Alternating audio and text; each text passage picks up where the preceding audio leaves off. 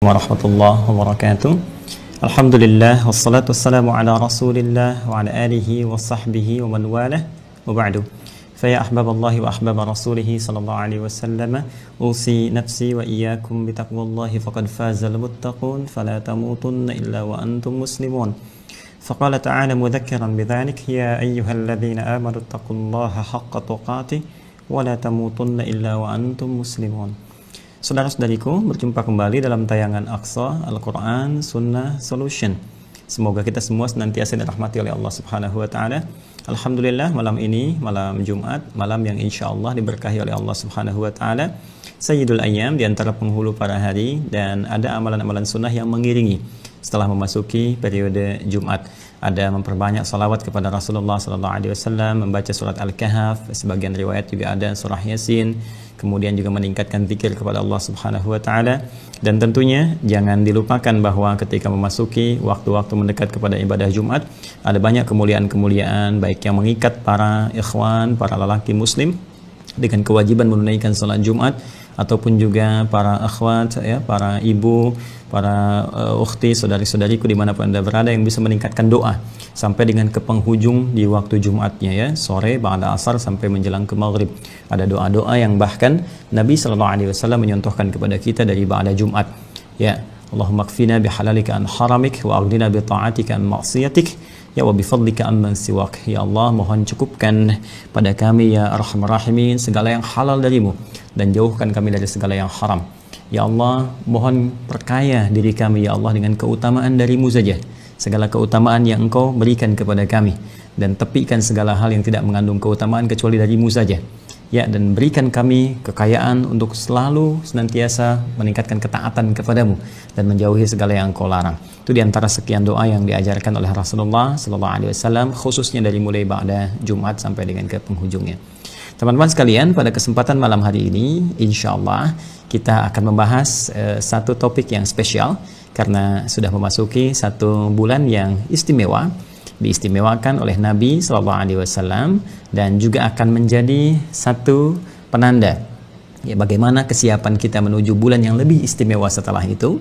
Kemudian akan menjadi parameter kesuksesan kita mendapatkan keistimewaan di bulan setelah bulan itu, dan bagaimana kemudian kita mendapatkan keistimewaan-keistimewaan spesifik juga yang Allah kemudian isyaratkan melalui lisan Rasulullah SAW di bulan ini, yaitu bulan Sya'ban, bulan dengan urutan ke-8 di tahun Hijriah, penanggalan Hijriah, yang terletak setelah bulan Rajab telah kita usai di bulan yang lalu. Kemudian saat ini Sya'ban, bulan ke-8, dan selanjutnya Ramadan.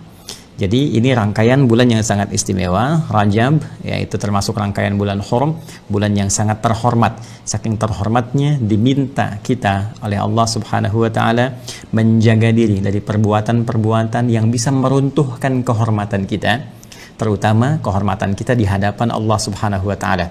Runtuhnya kehormatan seorang hamba di hadapan Allah ketika ia berbuat maksiat, baik terang-terangan ataupun sembunyi-sembunyi dalam pandangan manusia, namun bagi Allah semua nyata.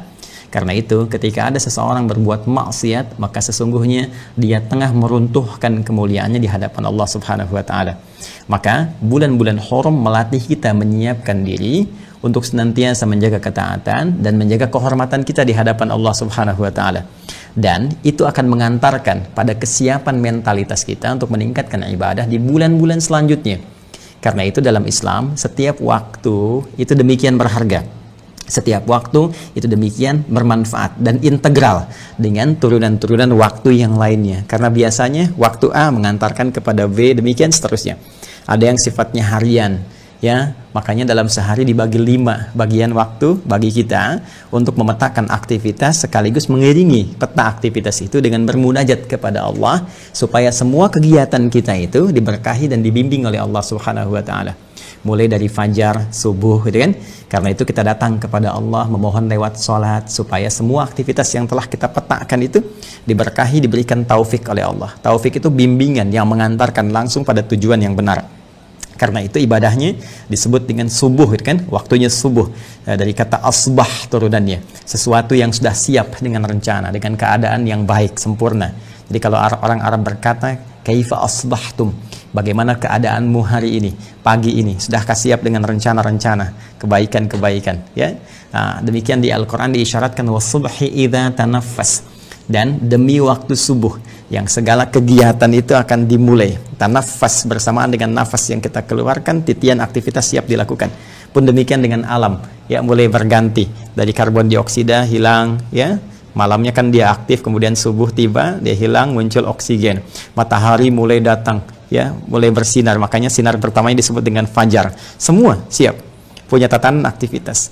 Maka kita mulai merencanakan setelah malamnya istighfar, mengevaluasi yang lalu. Fa idza faraghta fansab wa ila rabbika farghab. Jika tuntas yang ke belakang, maka siapkan yang akan datang.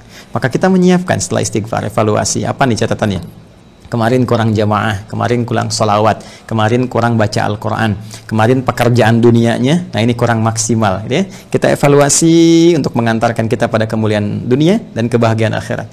Setelah itu kita siapkan untuk esok hari, kalau Allah berkenan memberikan kehidupan kembali kepada kita, kesempatan terbaik untuk memperbaiki amalan kita. Setelah kita siapkan itu, maka esok harinya, subuh, kita datang kepada Allah. Ada panggilan kan? Dalam sholat itu, ya. Nah, maka muadzin memanggil Allahu Akbar, kita siap datang memohon kepada Allah. Makanya dalam sholat kita minta, ya. Makanya panggilan pertama menunaikan sholat itu dimintakan oleh Allah untuk menyertakan permohonan kita, ya. Bukankah kita diminta saat kita akan menunaikan sholat dengan kalimat wasta'inu bis-sabri was-shalah? Ya, jika engkau punya persoalan dalam kehidupan, maka datanglah kepada Allah, terima dulu dengan sabar, ya, segala persoalan, segala rencana-rencana itu. Kemudian lewat sholat mohonkan kepada Allah. Bahkan iman kita disentuh dalam Al-Quran. Ya, surah kedua di ayat 153. Ya ayyuhalladzina amanu sta'inu bis-sabri was-shalah. Hai semua orang yang punya iman, iman kita dipertaruhkan. Ya, iman kita dipertaruhkan, keyakinan kita kepada Allah dipertaruhkan. Ya, maka Allah meminta kepada kita, jika Anda punya persoalan dalam kehidupan, peta-peta jalan hidup, aktivitas-aktivitas, ingin memohon kemudahan, terima dulu itu semua dengan sabar, lalu menghadap kepada Allah lewat sholat, minta. Dan itu dalam subuh kita memohon. Ya, dari permohonan itu kita sholat dengan benar, kita minta. Makanya semua bacaan sholat itu permintaan kita. Ya, bahkan puncaknya di sebelum sujud itu nanti, ya, antara sujud, dua sujud itu ada duduk di antara dua sujud. Rabbighfirli warhamni wajburni warfa'ni warzuqni, itu minta rezeki, minta sayang, minta perlindungan, ya kan? Minta penjagaan dan sebagainya. Karena itu orang-orang beraktivitas dari subuh nanti ke zuhur, dari zuhur nanti ke asar, dari asar ke maghrib sampai dengan ke isya. Itu peta apa? Peta harian. Ya, ada peta pekanan lewat Jumat, ya kan? Nanti ada peta bulanan lagi, ada peta tahunan, sampai kita bisa memetakan setiap waktu integral, mengantarkan satu kepada yang lainnya. Demikian tadi, setiap hari ngantarkan ke hari berikutnya, ngantarkan hari berikutnya sampai ke Jumat. Jumat puncaknya sampai ada hadis spesifik, kalimat Nabi SAW. Ya, as-salatu ila as-salawat, as-salawatu ila as-salawat, wal jumu'atu ila al-jumu'ati, wa ramadan ila ramadan kafaratun lima bainahunna, ma lam takulil kabair. Ya, bima makna wassalaqa Rasulullah sallallahu alaihi wasallam.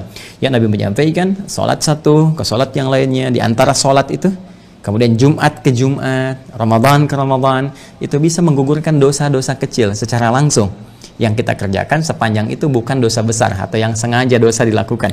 Jadi kadang-kadang salah lihat, salah dengar, ya, ingin lihat kajian, tiba-tiba muncul iklan yang tak pantas dan sebagainya. Itu dengan menunaikan salat tanpa kita berniat tadi, tak sengaja, itu gugur. Demikian ke Jumat, ya. Makanya rugi kalau orang tidak memaksimalkan diri untuk ibadah di hari Jumat itu khususnya, kemudian sampai Ramadan ke Ramadan per tahun. Yang saya ingin katakan adalah, di dalam Islam, konsep waktu itu semua mengandung nilai-nilai manfaat yang saling mengantarkan pada waktu berikutnya. Jadi yang lalu jadi pelajaran, mengantarkan ke masa kini, memetakan di masa depan. Pun demikian ketika titian waktu ini kita petakan sampai ke tahap-tahap tahunan dalam konsep bulan-bulan yang mengantarkan satu dengan yang lainnya. Karena itu di penganggalan Hijriyah itu bukan kata hampa makna. Dari yang bulan pertama Al-Muharram, ada kaitan dengan bulan kedua Safar, ada kaitan dengan bulan ketiga Rabiul Awal, ada kaitan dengan bulan keempat Rabiul Akhir, kaitan dengan bulan kelima Jumadal Ula, kaitan dengan bulan keenam Jumadal Akhirah, kaitan dengan bulan ketujuh Rajab, Rajab pun terkait dengan bulan ke-8 Sya'ban, Sya'ban terkait dengan bulan ke-9 Ramadan, dan 9 terkait dengan bulan 10 Syawal, Syawal nanti ada kaitan dengan yang ke-11 Dzulqa'dah, demikian ke-12 Dzulhijjah, dan 12 pun ke bulan Al-Muharram ada kaitan lagi. Lantas, sekarang saat ini kita ada di bulan Sya'ban. Apa yang dimaksud dengan Sya'ban? Apa korelasi Sya'ban dengan bulan sebelumnya yaitu Rajab dan bulan setelahnya yaitu Ramadan? Sampai-sampai Nabi pernah menyebutkan dalam riwayat, inilah bulan Sya'ban. Ya, inilah bulan Sya'ban yang sering sekali tidak sedikit orang lupa. Banyak orang lupa tentang keutamaannya sehingga mereka memaksimalkan bulan Rajab sebelumnya dan juga mengejar Ramadan setelahnya sampai lupa keutamaan di bulan Sya'ban. Ya, karena itulah kita akan mencoba mengkhususkan kajian di malam hari ini untuk menggali dan mengenal lebih dekat tentang Sya'ban. Baik, kalau sudah siap, insya Allah kita mulai dengan memohon taufik dari Allah Subhanahu wa Ta'ala. Semoga ilmu yang akan kita bahas diberikan keberkahan oleh Allah Subhanahu wa Ta'ala, dimudahkan dalam pembahasan, benar dalam menyampaikan, benar dalam memahami, dan mudah untuk diamalkan. Itu kunci yang paling utama. Baik, mari kita mulai teman-teman sekalian. Bismillahirrahmanirrahim. Terkait dengan keutamaan bulan Sya'ban, mengenal lebih dekat bulan Sya'ban. Bismillah. Pertama, kita akan coba tuliskan dulu ya nama bulannya supaya kita lebih mengetahui dengan baik dalam tulisan Arabnya ya. Seperti ini. Ya. Nanti saya akan coba share ya. Kenapa kita lebih menekankan penulisan pada tulisan Arab ya, untuk mengetahui maknanya lebih dalam, itu maksudnya. Jadi tidak ada aspek-aspek lain kecuali pendalaman terhadap makna. Di tulisan Latinnya kurang lebih ditulis seperti ini ya, Sya'ban. Baik, poin yang akan kita bahas adalah satu ya, makna atau arti kata Sya'ban ya. Apa yang dimaksud dengan Sya'ban itu baik secara etimologi ya, kebahasaan, juga terminologi. Terminologi ini nanti kita akan bagi secara istilah kepada dua bagian. Ada yang terkait dengan kultur masyarakat Arab ya, pada masa itu sejak zaman jahiliyah nanti sampai dengan era terminologi dalam pandangan Islam ya, dalam pandangan Islam. Jadi aspeknya sudah masuk ke syariat di sini. Ya, syariat. Kemudian setelah itu yang kedua, kita akan lihat korelasi Sya'ban kan dengan Ramadan, khususnya dengan Ramadan ini. Dan nanti kaitan dengan yang sebelumnya, karena di dalam Islam itu unik ya, segala sesuatu yang ditarik ke dalam konsep syariat itu selalu menghadirkan rumus yang disebut dengan 2L plus S ya. Nah, S-nya itu siyak yang sedang dibahas, L-nya itu yang pertama lihaq ya. Nah, ini sibak ya, siyak dan sibak. Jadi 1L 2S ya. Saya ralatnya 1L 2S. Jadi ini lihaq, ini siyak ya, ini sibak. Nah, demikian. Lihaq itu hal yang sebelumnya ya, maaf, hal yang setelahnya, lahik ya, lahik. Kemudian siyak yang sedang dibahas ya, konteksnya. Sibak yang sebelumnya, dari kata sabiq, sibak ya. Jadi kalau kita misalnya terapkan ke sini, kita sedang ada di Sya'ban, ini siyak yang kita bahas.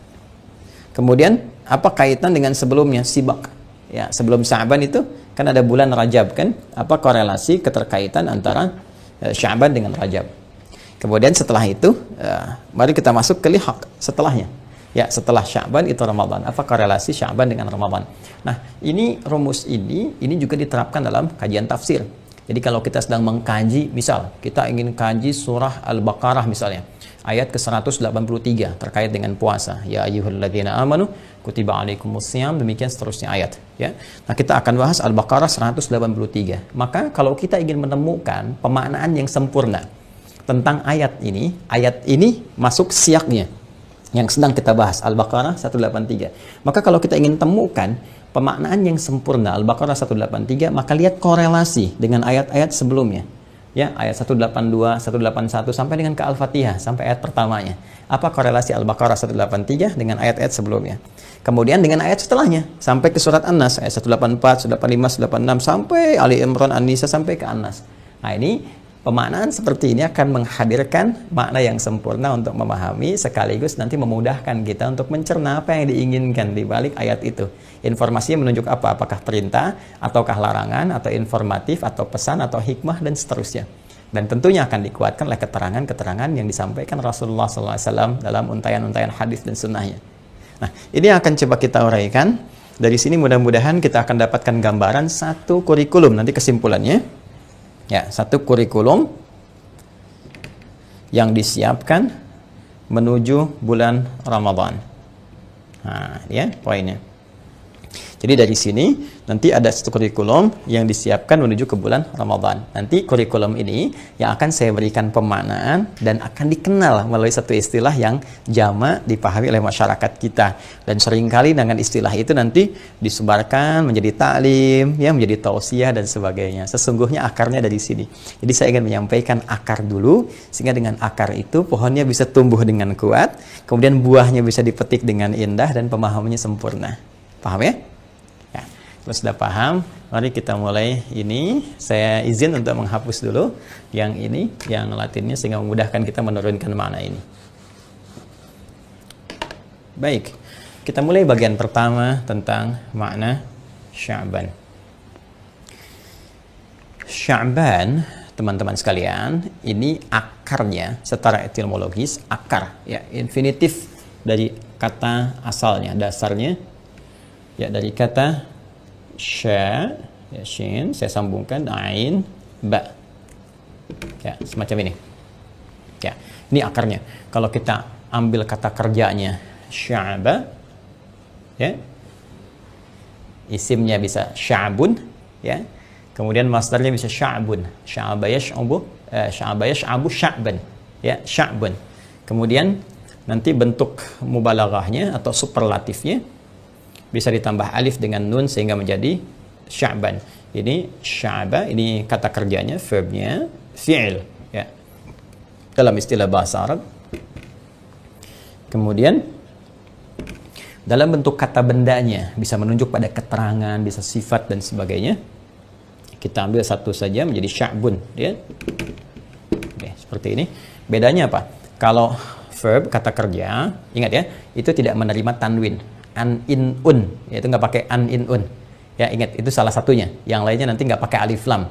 Jadi kata kerja itu gampang, kalau Anda baca Al-Quran nggak ada alif lamnya, nggak ada an in unnya, gitu kan? Nah, itu kemungkinan terbesar itu adalah kata kerja.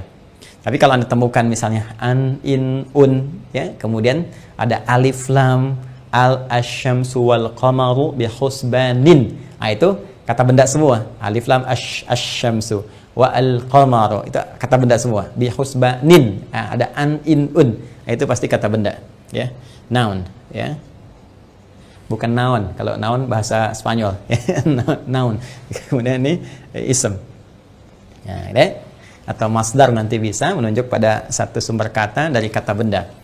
Baik, ini asalnya. Kata sya'ba dalam bahasa Arab pada mulanya menunjuk pada satu komunitas yang mengelompok kemudian terpecah-pecah. Ya, jadi ada komunitas beberapa mengelompok yang terpecah-pecah. Asalnya demikian. Jadi kalau orang Arab mengatakan sya'ba itu sama dengan tafarraqa atau tasyattata. Jadi kalau Anda buka kamus-kamus bahasa Arab, Lisanul Arab misalnya, ya, kamus Ma'ajim dan Mu'jam misalnya Al-Ma'ani, atau Anda cari beberapa yang spesifik misalnya Tajul Arus dan sebagainya. Lisanul Arab paling tinggi lah karena menghimpun setidaknya 7 kamus-kamus besar, ya, dalam bahasa Arab. Karya Ibnu Manzur namanya, ya, karya Ibnu Manzur. Nah, ini kita temukan kata sya'ba itu akarnya adalah tafarraqa. Tafarraqa atau tasyattata. Tasyattata.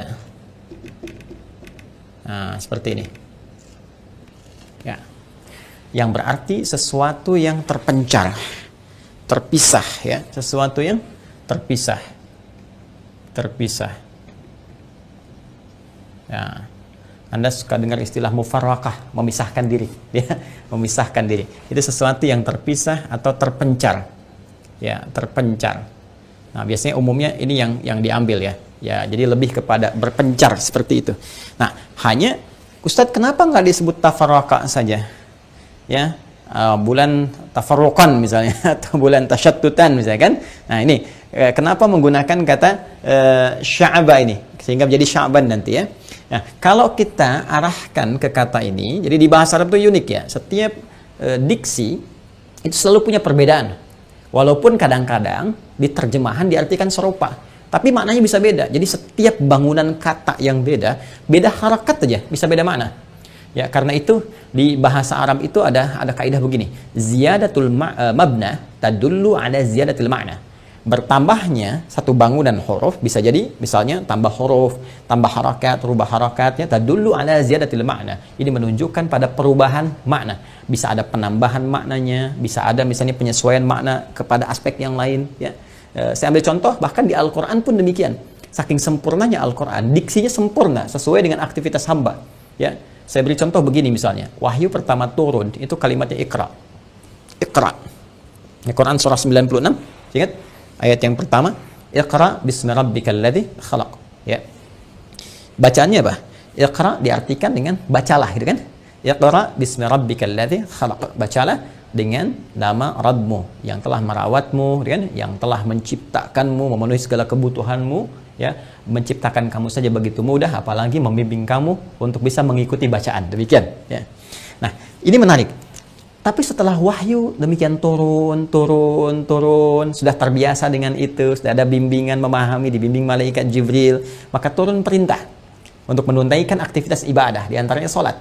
Ketika perintah sholat itu diperintahkan oleh Allah Subhanahu Wa Taala, itu ada kalimat pengiring di Quran surah ke-29 Al-Ankabut di ayat ke-45. Ini ayat ini unik nih bagi sementara orang, sebagian orang boleh jadi orang itu saya, Anda, atau kita ya. Jadi saya tidak menunjuk Anda, mungkin juga bisa saya, bisa kita kan? Nah, ini menarik, tengah-tengahnya banyak orang hafal, tapi awal dan ujungnya ini tidak hafal ya. Baik, coba deh kalau saya bacakan tengahnya, Anda pasti bisa nyambung nih. Ya, coba. Innas sholata tanha. Tuh, langsung kan? Tapi kalau saya tanya awalnya apa coba? Tuh, ya Joni aja belum tentu tahu nih. Baik. Nah, awalnya utlu ma uhya ilaika minal kitab. Ini utlu. Ya, utlu ma uhya ilaika minal kitab wa aqimis shalah. Innas salata tanha 'anil fahsya'i wal munkar. Ya, dan seterusnya ayat. Fokus ini. Utlu, teman-teman sekalian. Jadi kalau kita buka mushaf, diterjemahkannya dengan bacalah, sama persis dengan surah ke-96. Al-Alaq ayat pertama. Jadi ini Iqra, bacalah, utlu, bacalah. Ya. Jadi kalau Anda baca ini pun di kamus, ini terjemahan bisa sama. Tapi ketika menggunakan diksi yang berbeda, ini utlu, ini Iqra, ada penekanan yang tidak sama. Ya.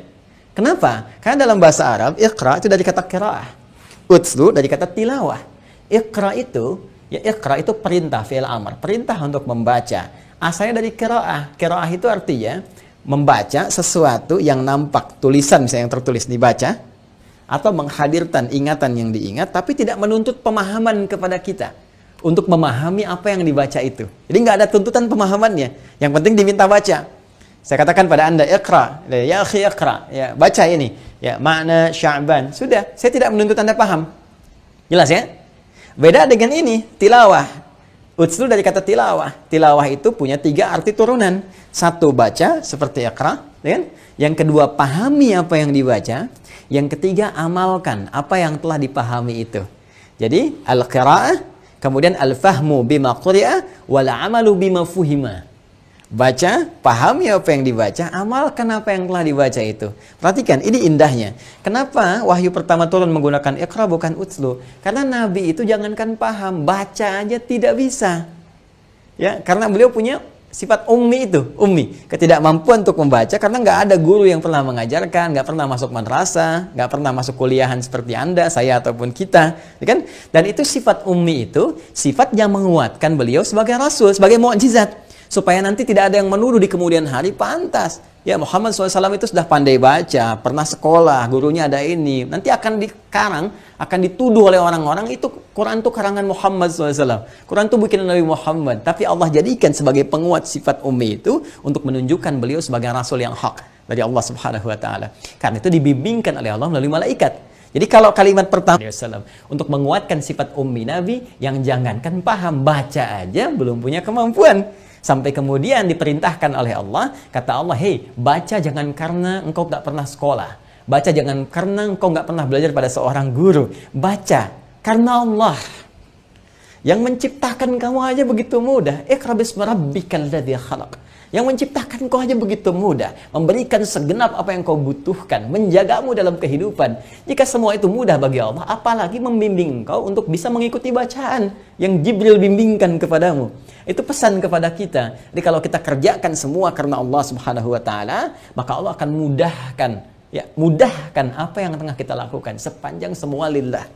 Ingat, karena perintah yang disampaikan kepada Nabi sepanjang bukan khusus, itu berarti mencakup isyarat kepada umatnya. Jadi Allah ingin mengajarkan dari sejak awal wahyu, langkah beraktivitas, semua niatkan lillah. Termasuk Anda, apakah belajar malam ini diniatkan karena Allah? Apakah merawat keluarga diniatkan karena Allah? Apakah mencintai pasangan diniatkan karena Allah? Apakah mencari pekerjaan diniatkan karena Allah sebagai ibadah? Atau hanya turunan kegiatan dunia saja yang tidak membedakan antara Anda yang punya iman dengan yang belum punya iman? Harus ada nilai di hadapan Allah Subhanahu Wa Taala. Nah, ini Iqra. Perintah sholat itu dimulai dengan kata tilawah. Seakan memberi kesan kepada kita, hei, sebelum sholat, Allah tidak inginkan Anda asal sholat saja. Baca dulu bacaan-bacaan sholat yang diajarkan, dipandukan oleh Rasulullah SAW. Pahami dengan baik. Ya, setelah Anda baca, pelajari, pahami, maka Anda akan bisa menikmati sholat Anda.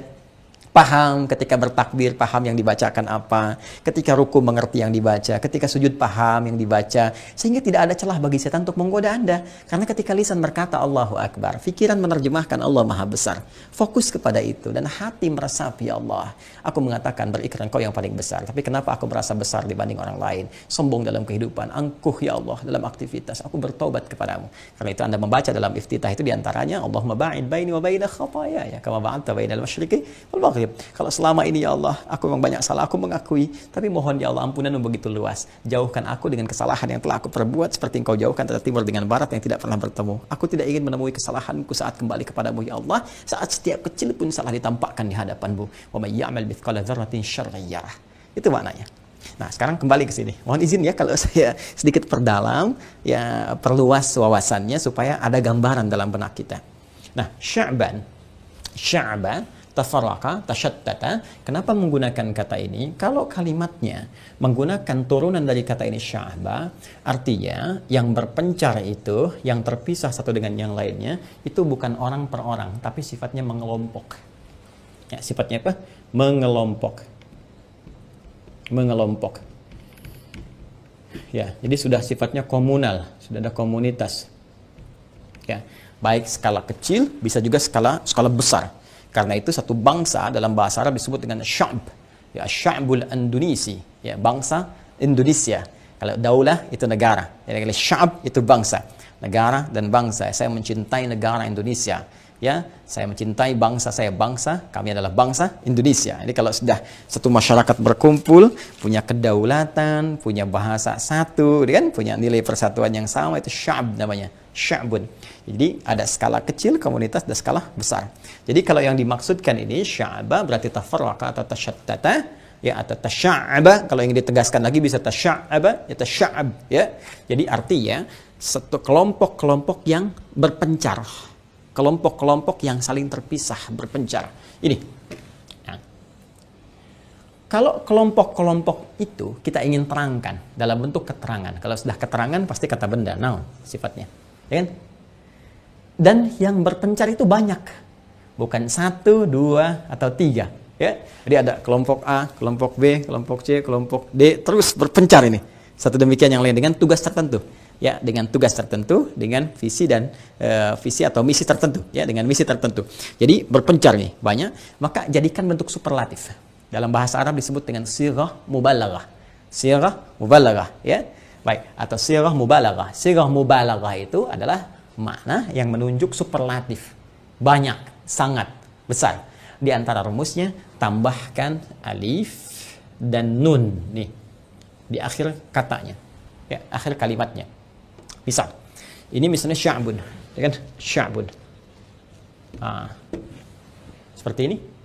Maka tambahkan alif dan nun di ujungnya. Alif tambah nun. Ya, tambah alif tambah nun. Rumus cepat mengajarkan, kalau ada alif ini, maka huruf sebelumnya itu akan selalu dibaca dengan A panjang.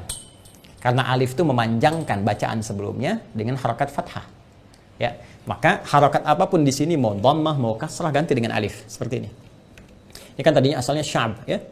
Sya'bun misalnya, ya. Ini sya'b ininya tetap, ini yang huruf selanjutnya yang ini diganti dengan alif, tambahkan karena ada, ganti dengan fathah karena ada alif, ya. Kemudian akhirnya matikan saja karena orang Arab itu berkata memulai dengan harakat, kemudian berakhir dengan sukun. Paling gampang disukunkan ujungnya, ya. Jadi kalaupun Anda ada akhirannya un, in, an, tetap dibaca, kalau dimatikan, diwakafkan, itu bacanya sukun. Termasuk dalam bacaan Al-Quran. Karena itu kalaupun di akhir ayat ada harakat dan kita berhenti, pasti harakat akhirnya nggak dibaca, disukunkan. Ya, Bismillahirrahmanirrahim. Ya, nggak ada orang baca begini. Bismillahirrahmanirrahim. Nggak ada kan? Alhamdulillahirrabbilalamin. Gak ada kan? Pasti sukun kan ujungnya? Baik. Nah, ini pun demikian. Jadi tambah alif dan nun, ini harakatnya fathah, kemudian ininya mati. Ya, maka menjadi seperti ini. Sya'ban. Nah, Sya'ban mengandung arti banyaknya komunitas dari masyarakat, kelompok-kelompok masyarakat yang berpencar-pencar satu dengan yang lainnya. Pertanyaannya, kenapa orang-orang Arab pada saat itu berpencar-pencar di bulan ke-8 ini, bulan Sya'ban ini? Apa yang sedang mereka cari dan apa yang mereka lakukan serta apa kaitannya dengan Ramadan? Kita akan uraikan itu setelah menunaikan sholat Isya berjamaah. Sudah tiba waktu Indonesia bagian Bekasi, WIB, waktu Indonesia bagian Bekasi tepatnya di bagian barat Indonesia, waktu menunaikan sholat Isya. Mohon izin sejenak. Kami mendengarkan adzan, menjawab, menunaikan sholat, dan setelah itu kita lanjutkan kembali dalam bahasan Aqsa kita pada malam hari ini. Baik teman-teman sekalian, kita lanjutkan bahasan kita masih dalam sub yang pertama, yaitu mengenal makna Sya'ban. Tadi telah kita uraikan pendalaman secara etimologi, yaitu pendalaman kebahasaan tentang kata Sya'ban. Tadi telah kita jelaskan kata kerjanya atau verbnya, fi'ilnya dari kata sya'ba, kemudian nounnya, isimnya, kan menjadi sya'bun yang berarti tafarraqa atau tashattata, ya, sesuatu yang berpencar, yang terpisah dalam bentuk komunal, karena sya'bun sendiri mengandung makna sesuatu yang mengomunitas, berkelompok, ya, baik skala kecil ataupun skala yang besar. Kalau ini kita ingin jadikan bentuk superlatif, sighah mubalaghah, bentuk superlatif, maka tambahkan alif dan nun di ujung kalimatnya. Ini rumus umum, ya, seperti ghafara misalnya di ghufran, ya.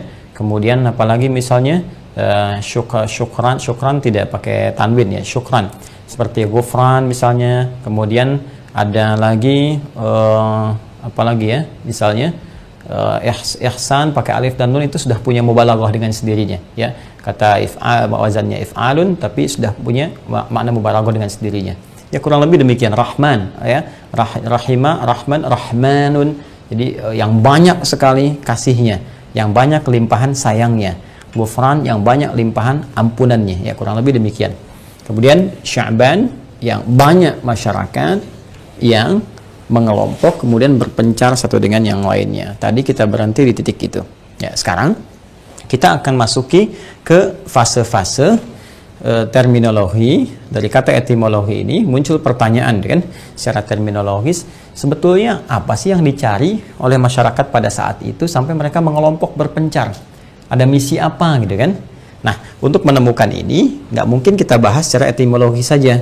Kita harus kaitkan dengan terminologi, ya, istilah. Jadi terminologi itu satu istilah yang dibawa berdasarkan pemahaman yang ingin kita kaji. Dalam istilah apa nih? Karena bisa berbeda. Ya, saya ingin bahas kata bisa. Ya, kata bisa secara bahasa bisa banyak maknanya. Ya, bisa berarti dapat, mampu, bisa berarti juga racun dan sebagainya. Nah, sekarang dalam terminologi apa kita bawa? Kalau dalam terminologi misalnya dunia binatang, ya kita ingin kaitkan dengan bisanya ular, ya kan, maka itu sudah pasti mengandung makna apa? Racun, ya kan. Tapi kalau kita kaitkan dalam konteks kemampuan, ya misalnya dalam dunia kemanusiaan bisa melompat, bisa makan, bisa berlari, bisa bekerja, itu mengandung makna mampu atau dapat. Pun demikian ini, ya kalau kita ingin bahas ini pengelompokan yang berpencar untuk membawa atau menuju misi tertentu dalam konteks apa? Nah, ini secara terminologi kita datangi dulu kultur Arab pada saat itu, bahkan pra-Islam, ya sebelum masa Islam. Teman-teman sekalian, ada kebiasaan di kultur Arab pada masa itu jahiliyah. Jadi kalau saya sebutkan jahiliyah, itu masa sebelum Islam, pra-Islam, sebelum diangkatnya Rasulullah SAW sebagai Nabi dan Rasul. Baik, teman-teman sekalian, orang-orang jahiliyah pada masa itu, orang-orang Arab ya, mereka sudah punya kultur untuk menamai segala peristiwa yang terkait pada masa itu dilekatkan pada penanggalan waktu mereka. Ya, kalau kita ingin kaitkan misalnya tahun ya, kita ingin mengetahui ada sesuatu yang terjadi di tahun itu dan diberikan nama. Ya, misalnya Nabi SAW saat dilahirkan, itu tahunnya disebut tahun gajah. Nggak seperti kita misalnya tahun 2021 sekarang, sebenarnya tahun 2020. Ya, kapan Indonesia merdeka? 1945, ya kan? Ada hal-hal demikian, ada tahun-tahunnya spesifik menyebut angka. Orang jahiliyah tidak. Atau skema Arab pada saat itu kulturnya tidak demikian. Jadi apa yang terjadi pada masa itu? Peristiwa besar yang mudah untuk diingat, kan? Oh, ternyata ada Raja Abraha datang dari wilayah Yaman, kemudian membawa pasukan gajah yang sangat besar, ingin berniat menghancurkan Ka'bah, gitu kan, yang kemudian pada saat itu digagalkan langsung oleh Allah Subhanahu wa taala dan dieksekusi seluruh pasukannya pada masa itu, bahkan diabadikan dengan turunnya surah Al-Fil itu, ya. Al-Fil, surah yang menceritakan tentang pasukan bergajah yang banyak. Alam tara kaifa fa'ala rabbuka bi ashabil fil dan seterusnya. Nah, yang paling menarik teman-teman sekalian, maka peristiwa itu sejak lahirnya Nabi SAW, ya tahun kelahiran Nabi dikenal dengan peristiwa yang maraknya itu, yang tadi populer. Maka karena banyak gajah dikenal dengan tahun apa? Tahun gajah. Itu skala tahun. Skala bulan juga begitu. Ya, di mana mereka ingin menamai bulan, apa yang pada saat itu terjadi gitu. Keadaannya bagaimana? Bisa terkait dengan peristiwa, bisa dengan alam, bisa dengan iklim dan sebagainya. Saya beri contoh misalnya ya, bulan kedua itu disebut dengan Safar. Ya, bulan kedua disebut apa? Safar. Ya, itu dari sejak bulan pertama Al-Muharram ada artinya. Ya, nanti kita bahas tersendiri ya, karena itu sering saya kaji ketika masuk bulan Al-Muharram, maka nanti bisa direferensikan kembali. Sekarang saya berikan wawasan lagi dengan izin Allah, yaitu Safar. Safar itu kan seakar ya, dengan kata sifr. Sifrun artinya kosong, nol, sifr, nol. Ya, bisa juga nanti bisa seakar dengan kata sofra, ya, berarti kuning gitu kan. Sofra'ul launuha, ya, sofra'ul launuha di Al-Baqarah disebutkan kan mencari sapi yang kekuning-kuningan, ya kan? Nah, itu bisa kita sebutkan sifar katanya nol, ya bisa juga seakar dengan safra yang berarti apa? Berarti kuning, ya. Kuning atau kekuning-kuningan. Kenapa bulan yang kedua itu disebut dengan Safar? Salah satunya adalah ada kebiasaan orang-orang Arab itu berniaga. Ya, jadi kalau mereka sudah berniaga, ada yang ke Yaman, ya, ada yang ke Syam. Syam itu bisa wilayah Syria, kekinian Palestina, ya, dan sekitarannya. Itu mereka tinggalkan, bahkan diabadikan kebiasaan ini di surah Al-Quraisy. Ya, untuk menunjukkan kebiasaan orang-orang Quraisy, suku terbesar pada saat itu yang sangat terhormat, sangat dihormati, sangat punya pengaruh yang sangat besar. Li'ilafi Quraisy, ilafihim rihlatash shita was-sayf, ya. Ya, Allah sampaikan satu pernyataan yang sangat luar biasa, informasi yang sangat dahsyat. Li'ilafi Quraisy, karena kebiasaan orang-orang Quraisy itu. Apa di antara kebiasaan mereka? Berniaga. Ya, ilafihim rihlatash shita was-sayf. Mereka suka berniaga, pergi merantau baik di musim dingin ataupun di musim panas, mereka menyebar, gitu kan, dan sebagainya. Banyak mereka keluar untuk berniaga. Nah, awal-awal niaga mereka itu dimulai salah satunya di bulan yang kedua. Ya, kalau kita sebut kedua dalam urutan sekarang penanggalan Hijriah, yaitu Safar, ya. Kenapa disebut Safar? Karena banyak orang keluar dari wilayah Mekah itu, ya, wilayah Hijaz itu. Mereka banyak keluar, menyebar, ada yang ke Yaman, ada yang ke Syam. Jadi seakan-akan ketika mereka berniaga, berdagang, bahkan Rasulullah pun, ya, saat di awal-awal masa mendekati masa-masa kenabian itu kan berniaga, ya, ditemani oleh Maisarah membawa dagangannya Sayyidah Khadijah, gitu kan. Kemudian juga pernah ikut dengan pamannya Abu Talib dan seterusnya. Ya, maka karena banyak yang keluar, berangkat, keluar berniaga, seakan-akan wilayahnya kosong. Seakan-akan kosong. Ya, mereka berusaha mencari emas, ya, mencari dinar, ya, mencari dirham, dan kekuning-kuningan. Ya karena wilayah itu kosong, seakan-akan kosong, dan banyak orang merantau mencari sesuatu yang berharga, emas dan sebagainya, kekuning-kuningan menghilau, maka bulannya disebut dengan Safar pada saat itu. Ya, nanti ada nama tersendiri. Kebalikannya nanti Zulqa'dah. Zulqa'dah itu bulan ke-11. Kenapa disebut Qi'dah? Bukan Qa'dah ya. Ya, asalnya bukan Qa'dah. Ini masuk dalam bab di ilmu bahasa itu al-akhta' al-lughawiyah asy-sya'i'ah. Kesalahan bahasa yang sudah meluas, jadi salah kaprah, termasuk di Arab sendiri. Jadi bukan Dzulqa'dah, bukan Dzulqa'idah, apalagi Dzulqa'idah. Itu nggak ada ya. Baik, apalagi yang terakhir gitu. Nanti yang paling tepat Dzulqi'dah. Ya, Dzulqa'dah, Qa'dah itu benar secara bahasa gramatikal. Tapi yang spesifik tepat, ya tepat dalam konteks kultur Arabnya disebutnya Qi'dah. Kalau Qa'dah itu isim marrah, jadi sesuatu yang singkat. Tapi Qi'dah itu menunjuk pada hay'ah, keadaan santai. Jadi kalau Qa'dah itu cuma sekilas duduk, ya, kemudian bangkit lagi. Nah, jadi harokatnya fathah, jalsah, duduk, bangkit lagi, gitu kan? Tapi kalau Qi'dah, duduk santai. Santai sambil ngopi, gitu kan? Sambil minum teh dan sebagainya. Kenapa bulan ke-11 disebut dengan Dzulqa'dah? Bulan orang yang duduk santai, sambil ngopi, sambil minum teh dan sebagainya. Karena orang Arab yang biasa berniaga pada saat itu keluar, itu cenderung memilih duduk santai, ya di tempat-tempat mereka, kemudian juga dengan teman-teman mereka, karena menunggu bulan ke-12 saat banyak orang datang untuk berniaga ke Mekah, karena banyak orang hajian. Karena itu bulan ke-12 disebut Dzulhijjah, ya bulan orang-orang yang haji, karena banyak orang datang ke Mekah. Jadi yang biasanya merantau keluar sekarang nggak merantau, ya semua duduk karena banyak di luar datang ke Mekah pada saat itu. Karena itu nanti turun ayat 198 di surah Al-Baqarah, ya bahwa tidak sedikit orang yang datang ke Mekah itu bukan hanya untuk berhaji tapi untuk berniaga sampai dengan sekarang. Laisa 'alaikum junahun an tabtaghu fadlan min rabbikum. Ya, tidak ada dosa, enggak dosa kalian kalau memang niat ke Mekah itu untuk berjualan bukan untuk haji. Dosa sih enggak gitu kan. Enggak ada dosanya, boleh-boleh saja gitu kan. Asal jangan berniaga dengan cara yang salah. Tapi berhaji itu lebih istimewa karena datangnya setahun sekali, gitu kan. Nah, jadi pada saat itu disebut dengan Dzulqa'dah karena mereka duduk-duduk santai menunggu orang datang. Persis sama, ini juga demikian. Nah, kaitan dengan Sya'ban apa? Sya'ban itu bulan ke-8 teman-teman sekalian, itu akan memasuki bulan ke-9. Itu sudah pasti, ya kan? 8 masuk ke 9. Kenapa saya mulai dengan 9 dulu untuk mengaitkan dengan konteks Sya'ban ini? 9 teman-teman disebut dengan Ramadan pada saat itu. Ramadan itu kembali ya ada alif dan nunnya tuh Ramadan. Ini pernah saya bahas pada kajian Aku Suka ya. Aku Suka, ya kan? Ayo kultum sebelum berbuka pada Ramadan. Itu insya Allah akan muncul lagi di tahun ini dengan izin Allah Subhanahu wa taala ya. Jadi Ramadan nih, dari kata Ramadha ada yang menyebutkan ramda, sesuatu yang panas membakar, terik membakar. Ya, kalau ditambahkan alif dengan nun kembali ke rumus tadi, sighah mubalaghah superlatif, alif dan nun menunjukkan makna sangat.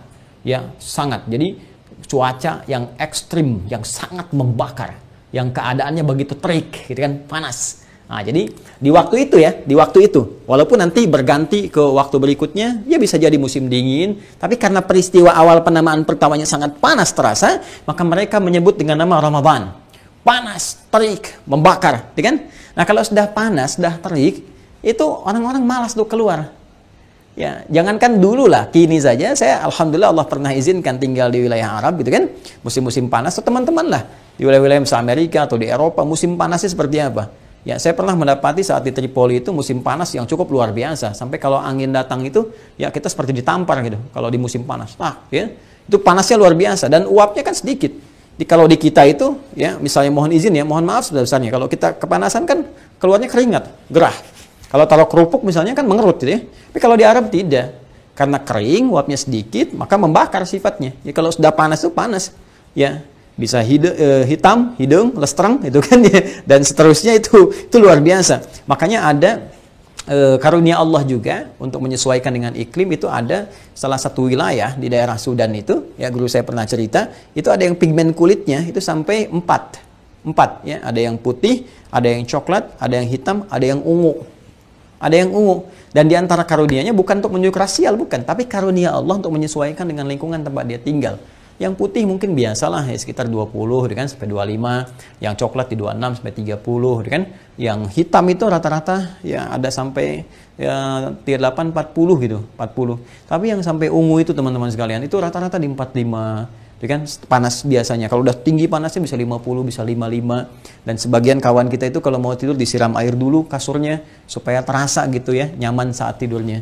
Nah, tapi apa manfaatnya bagi orang sekitaran? Ya Masya Allah, Ya kan? Bagi orang yang coklat ke hitam sangat tidak bisa menyesuaikan. Tapi di lingkungan orang yang hitam misalnya, ya panasnya yang cukup terik, jangan dilihat kulitnya.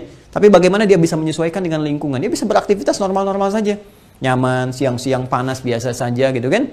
Ya bahkan di yang ungu apalagi gitu kan. Ada banyak paket hemat untuk bisa masak telur, bisa cepat matang gitu kan. Beraktivitasnya nggak takut hitam lagi, udah ungu gitu kan. Tapi kuat gitu keadaannya, sudah bagus, sudah luar biasa. Nah itu hikmahnya diantaranya. Nah ini, tapi poinnya adalah dengan sesuatu yang panas, terik dan sebagainya. Pada umumnya orang-orang Arab itu ya merasa kesulitan untuk beraktivitas, sulit gitu kan. Nah yang paling berbahaya itu sumber air. Kalau sudah kering, sudah terik, otomatis ya sumber-sumber air itu bisa kekeringan, bisa kosong. Karena itu apa yang mereka lakukan? Sebelum datangnya bulan yang ke-9 Ramadan, terik panas itu, maka mereka kompak membagi-bagi tugas-tugas kelompok. Mengelompok dibagi-bagi. Ya, suku A, suku B, suku C dikelompokin oleh mereka. Ya, ada yang jaga di rumah, ada yang berangkat semua. Nah, masing-masing itu ditugaskan oleh mereka menyebar untuk mencari sumber air. Berpencar, mencari sumber air, kumpulin supaya bisa diambil, kemudian disiapkan untuk memenuhi kebutuhan bulan ke-9, yaitu bulan Ramadan. Karena itu, kenapa bulan ke-8 disebut dengan Sya'ban? Secara kultural, orang-orang Arab pada masa itu, mereka namanya dengan Sya'ban karena mereka membagi masyarakat ke dalam kelompok-kelompok, yang kelompok-kelompok itu berusaha menemukan sumber air yang dengan itu mereka bisa melakukan persiapan sebelum tibanya bulan yang ke-9 yang panas, terik, membakar, sehingga tidak mudah bagi mereka menemukan sumber air kembali karena situasi sumur-sumur bisa kering pada masa itu. Nah ini terkait dengan aspek kulturalnya. Nah kemudian apa kaitannya dengan di era Islam? Ya, karena pada masa Islam pun sampai dengan kini teman-teman sekalian sudah kurang lebih 1442 Hijrah. Ya, sudah masuk kita ke abad ke-15 dari sejak Nabi SAW hijrah dari Makkah Al-Mukarramah ke Al-Madinah Al-Munawwarah. Sampai sekarang pun dipertahankan nama Sya'ban ini dengan pemaknaan syariat yang sangat luar biasa. Jadi saya menariknya begini. Ada sesuatu yang secara kultur ya, secara kultural, secara budaya itu, ya sebetulnya kalau nggak bertentangan dengan syariat, itu syariat mengakomodir, dipertahankan, bahkan disupport. Jadi jangan selalu mempertentangkan syariat dengan budaya, enggak juga. Ya, Islam itu sangat menghargai, sangat menghargai. Di Indonesia apalagi ada budaya A, budaya C, budaya B dan sebagainya. Ya, bagi pemeluk Islam, karena undang-undang juga menjamin pasal 29 ayat 2, negara menjamin kemerdekaan tiap-tiap penduduk untuk memeluk agamanya masing-masing dan beribadah menurut agama dan kepercayaannya itu. Ya, bahkan Pancasila menjadikan dasar, jadi dasar yang pertama ketuhanan yang Maha Esa. Dalam konteks ini agama memberikan tuntunan. Ini loh, menurut syariat Islam kalau ada budaya-budaya yang seperti ini baik, bagus, ayo support, ayo dorong. Di jahiliyah juga begitu. Ada budaya-budaya yang dipertahankan oleh Islam sampai dengan kekinian. Di antaranya apa? Nama-nama ini. Nama-nama yang berkembang. Nanti bahkan ada nama-nama yang melekat pada gelar. Misalnya Abu dan sebagainya. Itu jangan dikira nama Islami, bukan. Itu sejak jahiliyah sudah ada. Ya, sudah ada. Nabi Muhammad SAW itu dikenal dengan Abul Qasim, gitu kan? Ada lagi Abu Abdurrahman. Yang Abdullah bin Mas'ud itu gelarnya Abu Abdurrahman. Dan seterusnya. Jadi jangan misalnya hijrah langsung pakai Abu, tidak juga. Ya, jadi tidak semua yang Abu itu bisa berkonotasi baik, belum tentu. Ya, Abu Jahal juga Abu Jahal gitu kan? Itu menunjuk kepada sifat. Jadi jangan kalau ada Abu misalnya ini Islami belum tentu. Ya, ada Abu Jahal kan, jadi ada sifat yang melekat pada kejelekan disebutkan supaya dominan dikenal. Ini orangnya kontroversial, ini orangnya aneh gitu. Nah, itu kan sebutan masyarakat. Yang paling aneh kalau menyebut dirinya sendiri misalnya dengan sifat jelek, ya menggunakan kata Abu itu paling aneh gitu. Ya, karena di Arab pun itu sebutan-sebutan umum dari masyarakat. Biasanya kalau menyebutkan penghargaan baik itu pada anak pertama sebagai doa. Ya, misalnya Nabi SAW punya anak pertama Al-Qasim, maka disebut Abul Qasim untuk memberikan selamat kepada Rasulullah SAW dengan lahirnya anak pertama, semoga menjadi berkah dalam keluarga dan sebagainya. Itu asalnya. Nah, termasuk ini teman-teman sekalian. Ya, dalam konteks ini penamaan-penamaan tahun Hijriyah sepanjang ya itu asalnya dari Islam sebelumnya, nama-nama baik. Kemudian ketika masuk Islam nggak bertentangan, bahkan maknanya ada korelasi dengan nilai-nilai dalam syariat Islam. Apa di antara korelasinya? Mari kita lihat. Jika dalam kultur Arab pada masa itu, mereka mengumpulkan air, sebelum tibanya Ramadan, dalam konteks budaya, penamaan pada masa itu adalah menunjuk pada nama waktu yang begitu panas, terik, membakar, dan seterusnya. Bukankah dalam syariat Islam, teman-teman sekalian, Ramadan disebut dengan Ramadan, bahkan namanya dipertahankan dalam Al-Quran, disebutkan di Quran surah kedua Al-Baqarah di ayat 185, ya, Syahrul Ramadan alladzi unzila fihil Quran. Bulan yang diwajibkan engkau menunaikan puasa itu, yaitu bulan yang sangat istimewa, yaitu bulan Ramadan. Ya, yang engkau pahami dengan panas, terik, membakar, dan sebagainya, yang pada bulan itulah diturunkan Al-Quran untuk menunjukkan kemuliaan Ramadan yang diwajibkan puasa pada masa itu. Kenapa ibadah puasa yang diturunkan oleh Allah Subhanahu wa Ta'ala perintahnya kepada Rasulullah dengan turunnya Quran surah kedua Al-Baqarah ayat 183, ya ayyuhalladzina amanu kutiba alaikumussyam kama kutiba alal ladzina min qablikum la'allakum tattaqun. Kenapa kemudian salah satunya kewajibannya turun di bulan Ramadan dan menggunakan nama yang sama? Karena manfaat puasa itu bisa membakar, menghanguskan dosa-dosa hamba yang mau beristighfar, yang mau bertobat, yang mau mohon ampunan kepada Allah Subhanahu wa Ta'ala dengan perasaan yang tulus dan dengan kesungguhan yang luar biasa. Di situ Nabi menyampaikan, man shoma ramadhana imanan wa ihtisaban ghufira lahu ma taqaddama min dzambi. Siapa, tanpa kecuali siapapun, ya, besar kecil, tua muda, ya, laki-laki perempuan, muslim beriman, kalau dia menunaikan puasa Ramadannya dengan penuh kesungguhan, ketulusan, ikhlas, dan bermuhasabah, berintrospeksi, memohon ampunan kepada Allah Subhanahu wa Ta'ala, maka hal pertama yang Allah anugerahkan kepadanya adalah membakar semua dosa-dosanya, menghanguskan, menggugurkan seluruh dosa-dosanya. Ghufira lahu ma taqaddama min dzambi. Allah ampuni seluruh dosa-dosa yang pernah ia kerjakan pada masa-masa yang lalu dengan taubat yang benar. Allah hanguskan, bakar dosanya seperti matahari menghanguskan benda-benda sekitarnya dengan terik panas yang luar biasa. Ya. Dipertahankan nama Ramadan itu mengandung makna yang tadi, yang sangat luar biasa. Nah, karena Sya'ban secara kultural, ya, pada saat itu mereka mencari air bekal untuk ke Ramadan, maka Nabi pun memberi petunjuk seperti orang Arab dulu mencari bekal-bekal hanya untuk kebutuhan materialnya saja, kebutuhan jasmaninya saja. Sedangkan nilai-nilai agama syariat itu mendorong kita memenuhi kebutuhan rohiyah kita, spiritual kita, karena imun spiritual ini akan menguatkan, memberikan kekuatan dahsyat kepada fisik dan pikiran kita. Ini intinya, soulnya ini dalam tubuh kita, rohnya, spiritualnya. Seperti orang Arab dulu mencari air, mencari bekal di bulan ke-8, bulan Sya'ban, untuk memenuhi kebutuhan fisik mereka di bulan Ramadan, bulan panas, bulan terik. Seperti itulah Nabi memberikan petunjuk kepada kita, cari air di bulan Sya'ban, cari bekal. Ya, cari air, cari bekal. Karena di Al-Quran, teman-teman sekalian, tuntunan wahyu, tuntunan agama, tuntunan spiritual itu seringkali juga oleh para ulama dikomentari memberikan kesan kepada kita seperti air. Ya, air secara fisikal yang turun dari langit berupa hujan, menumbuhkan tanam-tanaman, menggemburkan yang kering, menyuburkan kembali, kan? Menumbuhkan tanaman, melahirkan buah-buahan, banyak manfaatnya. Seperti itu pula curahan wahyu dari langit yang disampaikan pada Rasulullah, kan? Seperti air yang turun, yang akan menyuburkan kembali hati-hati yang kering, mengobati gundah gelana, kegelisahan, rasa was-was, sehingga dengan itu menyuburkan keadaan hati dan melahirkan buah-buah amal soleh yang bisa dinikmati dan melahirkan pahala untuk bekal kita menuju rahmat Allah dan meraih surga yang didambakan. Ya, itu poinnya.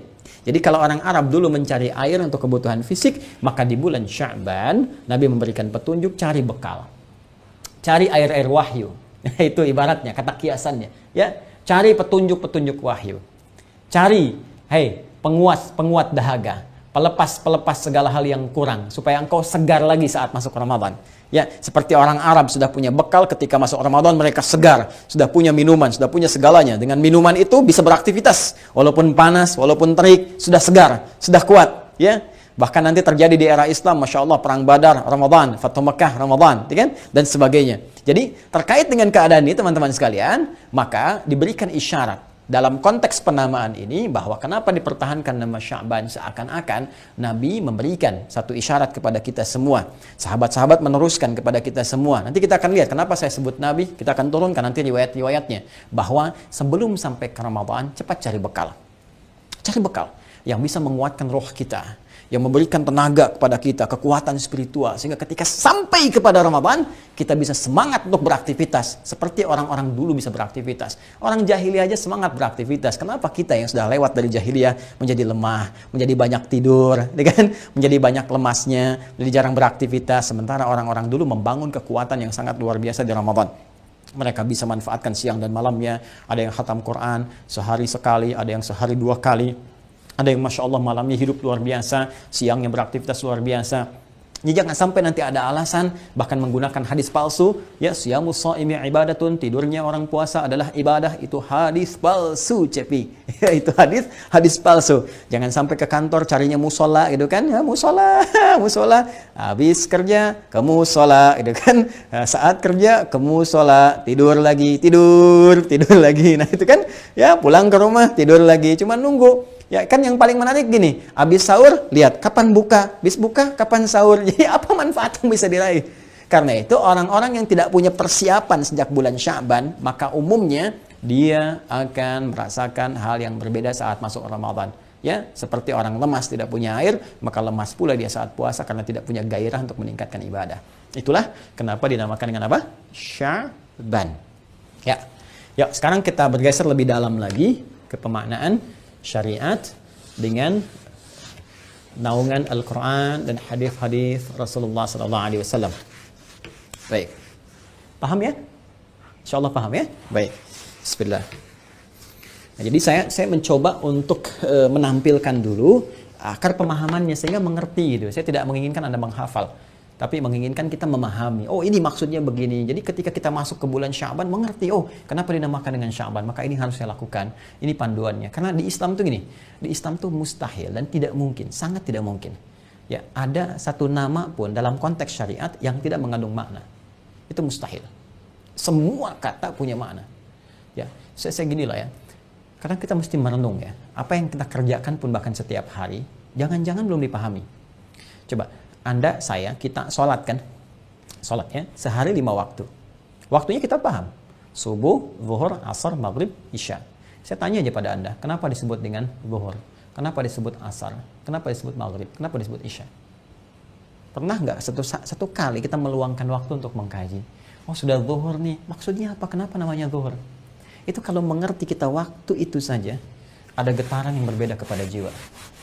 Akan ada sesuatu yang lain yang terasakan. Seakan-akan hidup kita itu selalu ingin memanfaatkan waktu dengan baik gitu. Ya, ada pacuan yang tidak biasa. Apalagi kalau sudah masuk ke istilah-istilah spesifik ibadah. Ya, takbir, rukuk, sujud, kenapa dinamakan dengan ini, kenapa posisinya begini, kenapa tidak seterusnya, itu sangat-sangat luar biasa. Ya. Ya, kita mulai dengan hadis-hadis Nabi sallallahu alaihi wasallam karena kita tidak pernah berjumpa dengan Nabi secara fisikal, kita kekinian sekarang, bermimpi pun belum tentu, maka kita harus melacak. Ya, transmisi riwayat-riwayat yang tersambungkan kepada Nabi sallallahu alaihi wasallam, dan itulah istimewanya dalam Islam. Jadi semua ilmu dalam Islam itu tersambungkan sisi keilmuannya dalam istilah keislaman itu sanad namanya, ada transmisinya, ada jalur periwayatannya, dan itu menarik. Itulah keunggulan dalam Islam yang menunjukkan kebenaran pula, kebenaran risalah. Jadi terkoreksi kalau ada yang keliru, terkoreksi karena terus turun-temurun terwariskan dan generasi nggak terputus. Ya disebut dengan sanad, ya silsilah periwayatan sampai ke puncak sumber yang primernya. Nah karena kita nggak berjumpa dengan Rasulullah SAW, maka kita harus melacak sumber-sumber ini sampai menuju ke Nabi SAW. Nah yang paling punya peran besar untuk menyampaikan itu kepada kita adalah para imam-imam ahli hadis, ya yang mereka mengumpulkan kitab-kitab riwayat dari turun-temurun, dari mereka dapat dari siapa, gurunya dari siapa lagi, dan itu sangat luar biasa akurat dan otentisitasnya dipertanggungjawabkan karena nyambung semua dan bisa dilacak bahkan dalam aspek sejarah.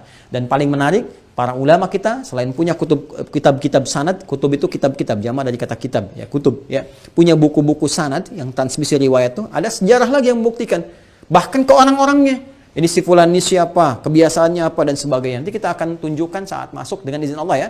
Kalau nanti ada kajian tentang ilmu hadis, saya akan tunjukkan beberapa referensi. Kita belajar dengan metode cepat untuk memahami. Nanti kalau ada waktu kita belajar insya Allah ya. Misalnya kalau mendengar ada rumus cepat nih, dengar hadis begini saja. Oh ini pasti palsu ini. Oh ini cacat nih, ya kan? Oh ini begini. Nanti ada rumusnya. Al-Imam Ibnul Qayyim Al-Jauziyah punya kitab Al-Manarul Munif fis Sahih wad Dha'if. Ya, Al-Manarul Munif fi Sahih wa Dhaif.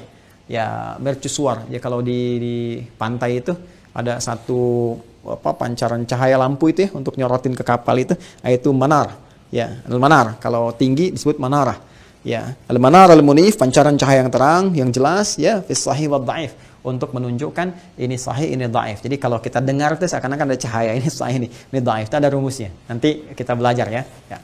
Sekarang kita lacak dulu beberapa referensi. Pertama, yang diriwayatkan oleh sahabat Usama bin Zaid. Usama bin Zaid. Itu referensinya di dalam Musnad Imam Ahmad. Musnad Imam Ahmad. Mohon izin saya menyampaikan berdasar tema kita ya, secara tematik urutannya. Nanti Musnad yang kelima 201 ini rawinya. Kemudian ada juga nanti Sunan An-Nasa'i. Nih, Musnad yang keempat, sejad yang keempat juga sama, halamannya 201. Kemudian setelah itu kita turunkan sejak di sini. Kitab Sahih, ya. Ini saya dahulukan yang ini, ya. Ini lebih menunjuk kepada urutan tema kita. Sahih Al-Bukhari, kita ambil yang dua referensi saja yang paling kuat. Al-Bukhari, nomor hadis 1969. Ya. Kemudian riwayat Imam Muslim, Sahih Muslim ya. Imam Muslim nomor hadis 1156. Ya. Ya. Rawinya Sayyidah Aisyah radhiyallahu taala anha. Ini rawinya. Ya, rawiyah Sayyidah Aisyah. Ini Sayyidah ya. Sayyidah Aisyah. Aisyah radhiyallahu taala anha. Baik. Ya, kita mulai yang ini dulu ya, teman-teman sekalian. Baik. Nabi sallallahu alaihi wasallam itu saat masuk bulan Sya'ban punya kebiasaan meningkatkan amalan beliau. Ya tadi cari bekal tadi, ya cari bekal sebelum tibanya Ramadan. Beliau juga mencontohkan langsung kepada kita, ya bagaimana beliau meningkatkan amalannya, dan amalan yang spesifik yang banyak dikerjakan oleh Nabi sallallahu alaihi wasallam itu ternyata puasa. Puasa. Siam. Ya, as-siyam. Ya, as-siyam. Ya, asyam ya, bukan asyap, asyam ya, asyam ya.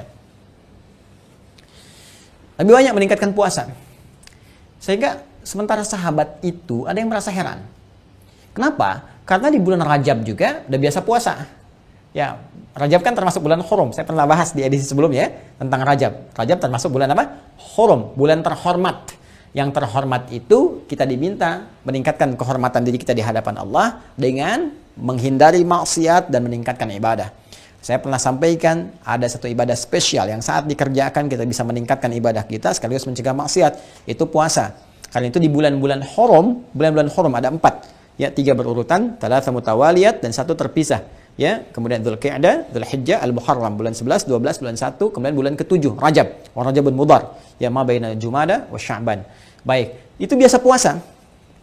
Nah, kemudian Ramadan juga iya, puasa sudah pasti karena ada kewajibannya dengan turunnya Al-Baqarah ayat 183 gitu kan. Nah, sementara di Sya'ban Nabi SAW puasa juga. Bahkan menariknya lebih banyak dibandingkan dengan bulan Rajab. Ya banyak. Sampai nanti saya tunjukkan komen Sayyidah Aisyah radhiyallahu taala anha, nanti saya tunjukkan ya.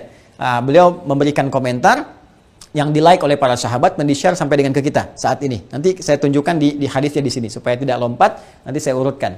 Nah, intinya beliau puasa. Sampai kemudian sahabat mengkonfirmasi kepada Rasulullah sallallahu alaihi wasallam tentang kebiasaan beliau itu puasa. Banyak sekali berpuasanya, banyak gitu ya, banyak sampai nanti ada riwayat mengatakan full ya, karena belum jelas nanti ujungnya sampai ke Ramadan, berhenti dulu di fisal, di pemisah supaya ujungnya nanti nggak puasa, khawatirnya sudah tiba Ramadan, kan? Nanti disebut dengan wisal itu ya, ada hukum nanti puasa wisal, nyambung. Bukan wisal ya, nyambung. Nah, ada lagi yang kemudian teman-teman sekalian menyebutkan banyak ya, banyak ini, banyak ukuran banyak ini nggak penuh tapi banyak gitu. Intinya Nabi banyak menunaikan puasa di bulan Sya'ban. Ketika dikonfirmasi khususnya nanti riwayat disampaikan oleh sahabat Usama bin Zaid, nah Nabi menjawab apa? Ya, dzalika syahrun. Ya, dzalika syahrun. Dzalika syahrun yaghfulu. Ya, yaghfulu an-nasu anhu. Kan?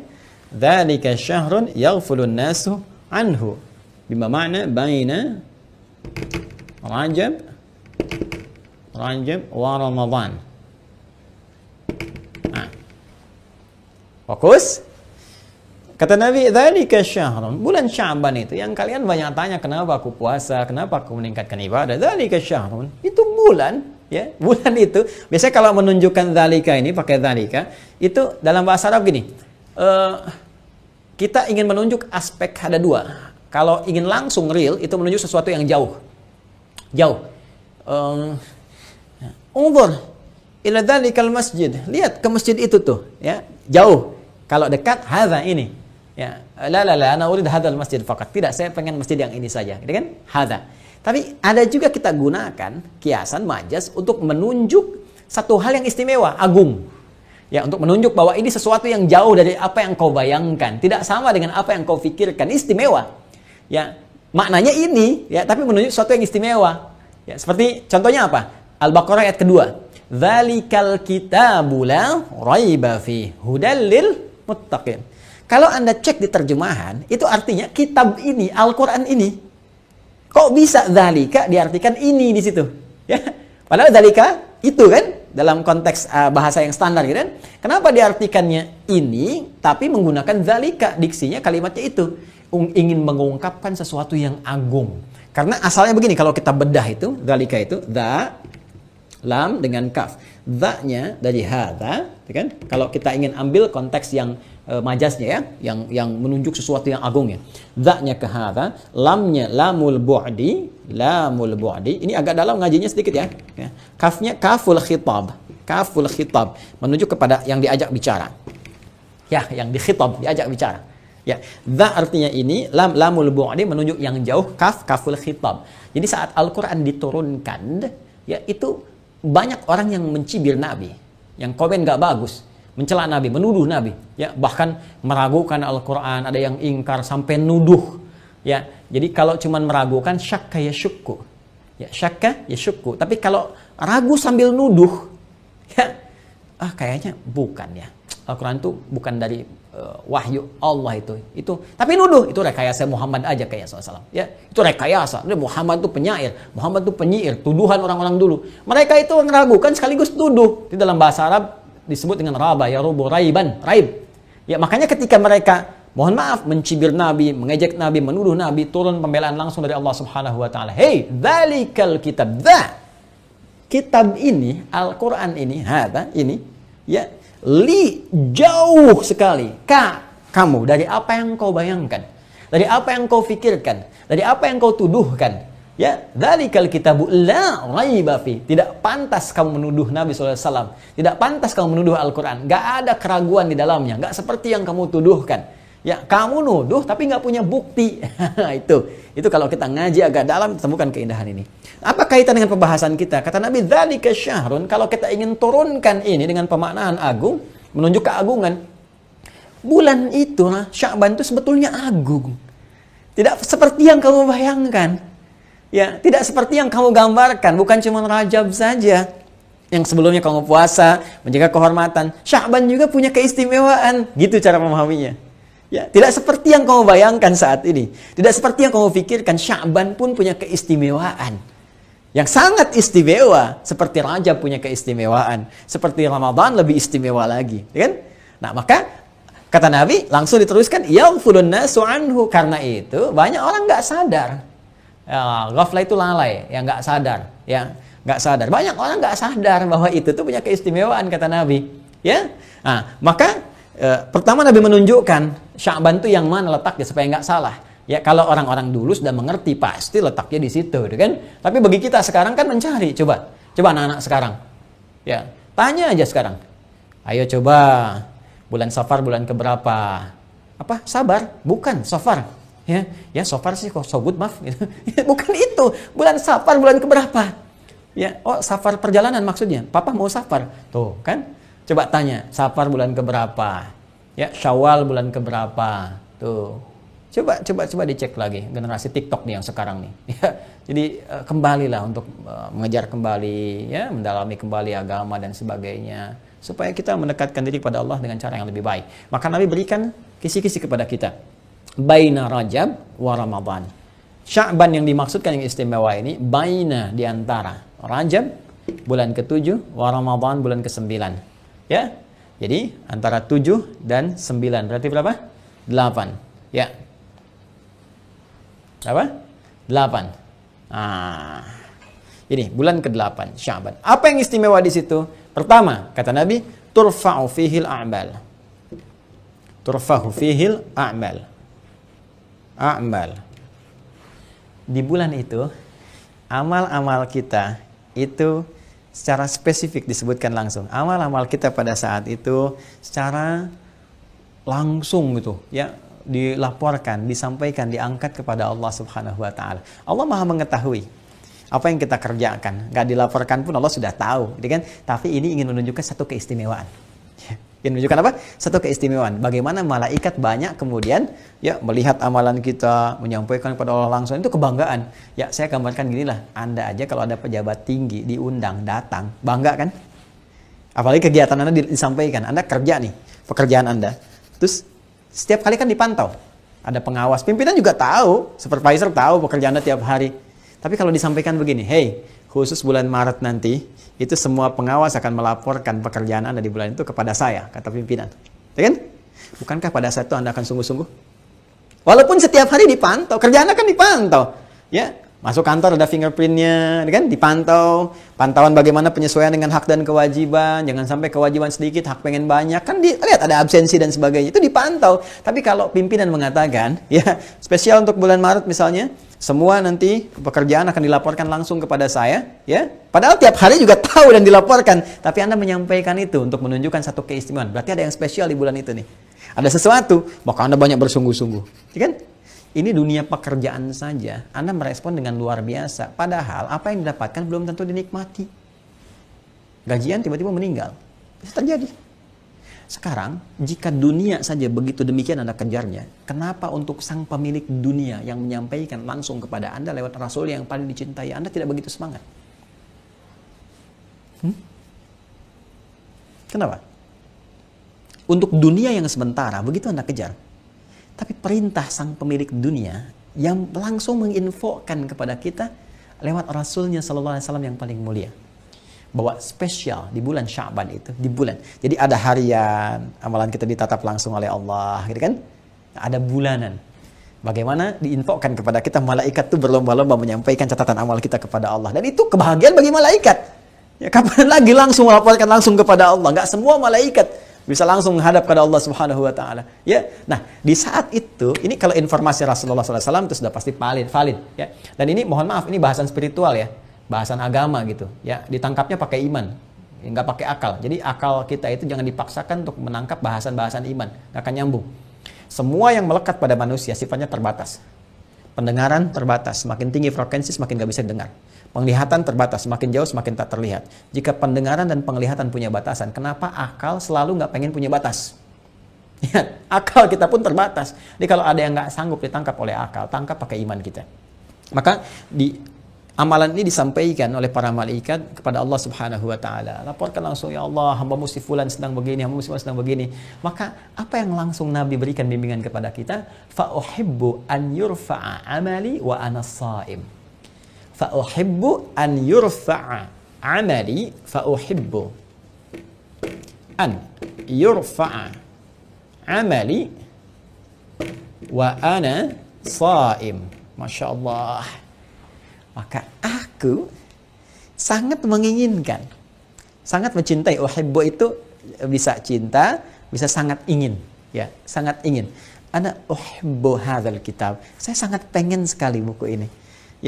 Ya bunayya ta'al mama nadhhab ila hunak. Ya anakku sayang, ayo kita pergi ke sana dulu. Mama uridu hadzal kitab. Mama, saya pengen buku ini. La hunaka afdal. Enggak, itu lebih bagus. Walakinnani uhibbu hadzal kitab. Tapi saya sangat ingin buku yang ini, ya. Nah, nanti kalau konteks kehidupan, uhibbu bisa dengan anak gitu, cinta. Ana uhibbu waladi, saya sangat mencintai anak saya, ya kan? Nah, itu mahabbah, kecintaan, ya. Jadi, ketika kita katakan Nabi fa uhibbu, ya, maka kata Nabi, aku sangat menginginkan. Sangat menginginkan, seperti seseorang menginginkan dengan rasa cinta yang paling dalam. Itu kurang lebih demikian. An yurfa'a amali, saat amalku itu diangkat, disampaikan kepada Allah, ya. Wa ana shaim, aku sedang dalam keadaan berpuasa. Masya Allah. Allahumma salli ala sayyidina Muhammad. Allahumma salli ala sayyidina Muhammad. Allahumma salli ala sayyidina Muhammad. Masya Allah. Nabi yang ma'sum, Nabi yang paling takwa, kan? Nabi yang paling dekat dengan Allah, dipuji, wa innaka la'ala khuluqin azim, dijamin surga, inna a'tainakal kautsar, dan sebagainya. Masih mencoba meningkatkan kualitasnya, sehingga beliau ingin dinilai terbaik oleh Allah ketika tiba masa Sya'ban itu. Saya ingin disebutkan dalam keadaan yang istimewa. Ya, disebut kepada Allah itu dalam keadaan yang tampil baik. Ya. Dan Nabi mencontohkan yang tinggi-tingginya. Ya, apa itu? Itu puasa. Karena puasa itu saya katakan tadi, dalam puasa kita akan terbiasa menjaga dua hal. Satu, menjaga amal soleh kita. Ya, menjaga amal soleh kita supaya konsisten ditingkatkan. Karena itu saat puasa kita senang baca Al-Quran, senang sedekah, senang baca Al-Quran, itu sudah otomatis. Dan yang kedua, menjaga diri. Ya, yang pertama menjaga amal soleh untuk ditingkatkan, yang kedua menjaga diri untuk tidak beramal salah. Makanya orang-orang puasa, yang beriman puasa itu pasti menjaga dari perbuatan maksiat. Nggak ada orang puasa sengaja bohong, sengaja menipu, gitu kan? Ya, sengaja berselisih, sengaja berbuat fitnah, sengaja bikin hoax, itu nggak mungkin, nggak ada. Karena minimal dia takut batal puasanya. Karena itu orang puasa itu amalannya cenderung baik. Nah, kalau sudah baik disampaikan kepada Allah dalam keadaan yang terbaik. Ya Allah, si fulan hamba mau puasa. Ya Allah, si fulan sedang baca Al-Quran. Ya Allah, saat ini si fulan sedang sedekah. Itu semua tuh baik. Maka Anda bisa bayangkan, Nabi dalam kondisi bulan Sya'ban itu, kenapa diantaranya beliau menyampaikan ya kepada kita semua bahwa beliau terbiasa menunaikan puasa. Itu salah satunya, rahasia terbesarnya. Satu, Sya'ban punya keistimewaan. Usulan pertama yaitu diangkat dan disampaikannya, kan, ya, amalan langsung seorang hamba.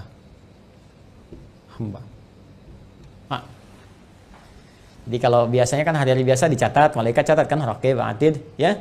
Hadza ma ladayya atid, ya, itu inilah ada yang nyatet nih. Ya, ada raqib, ada atid, kan? Itu catat di surat Qaf itu kan disebutkan teman-teman sekalian. Jadi catat itu biasa. Dan Allah Maha tahu sebelum dicatat, saat dicatat, sedang dicatat, setelah dicatat, Allah Maha tahu semuanya.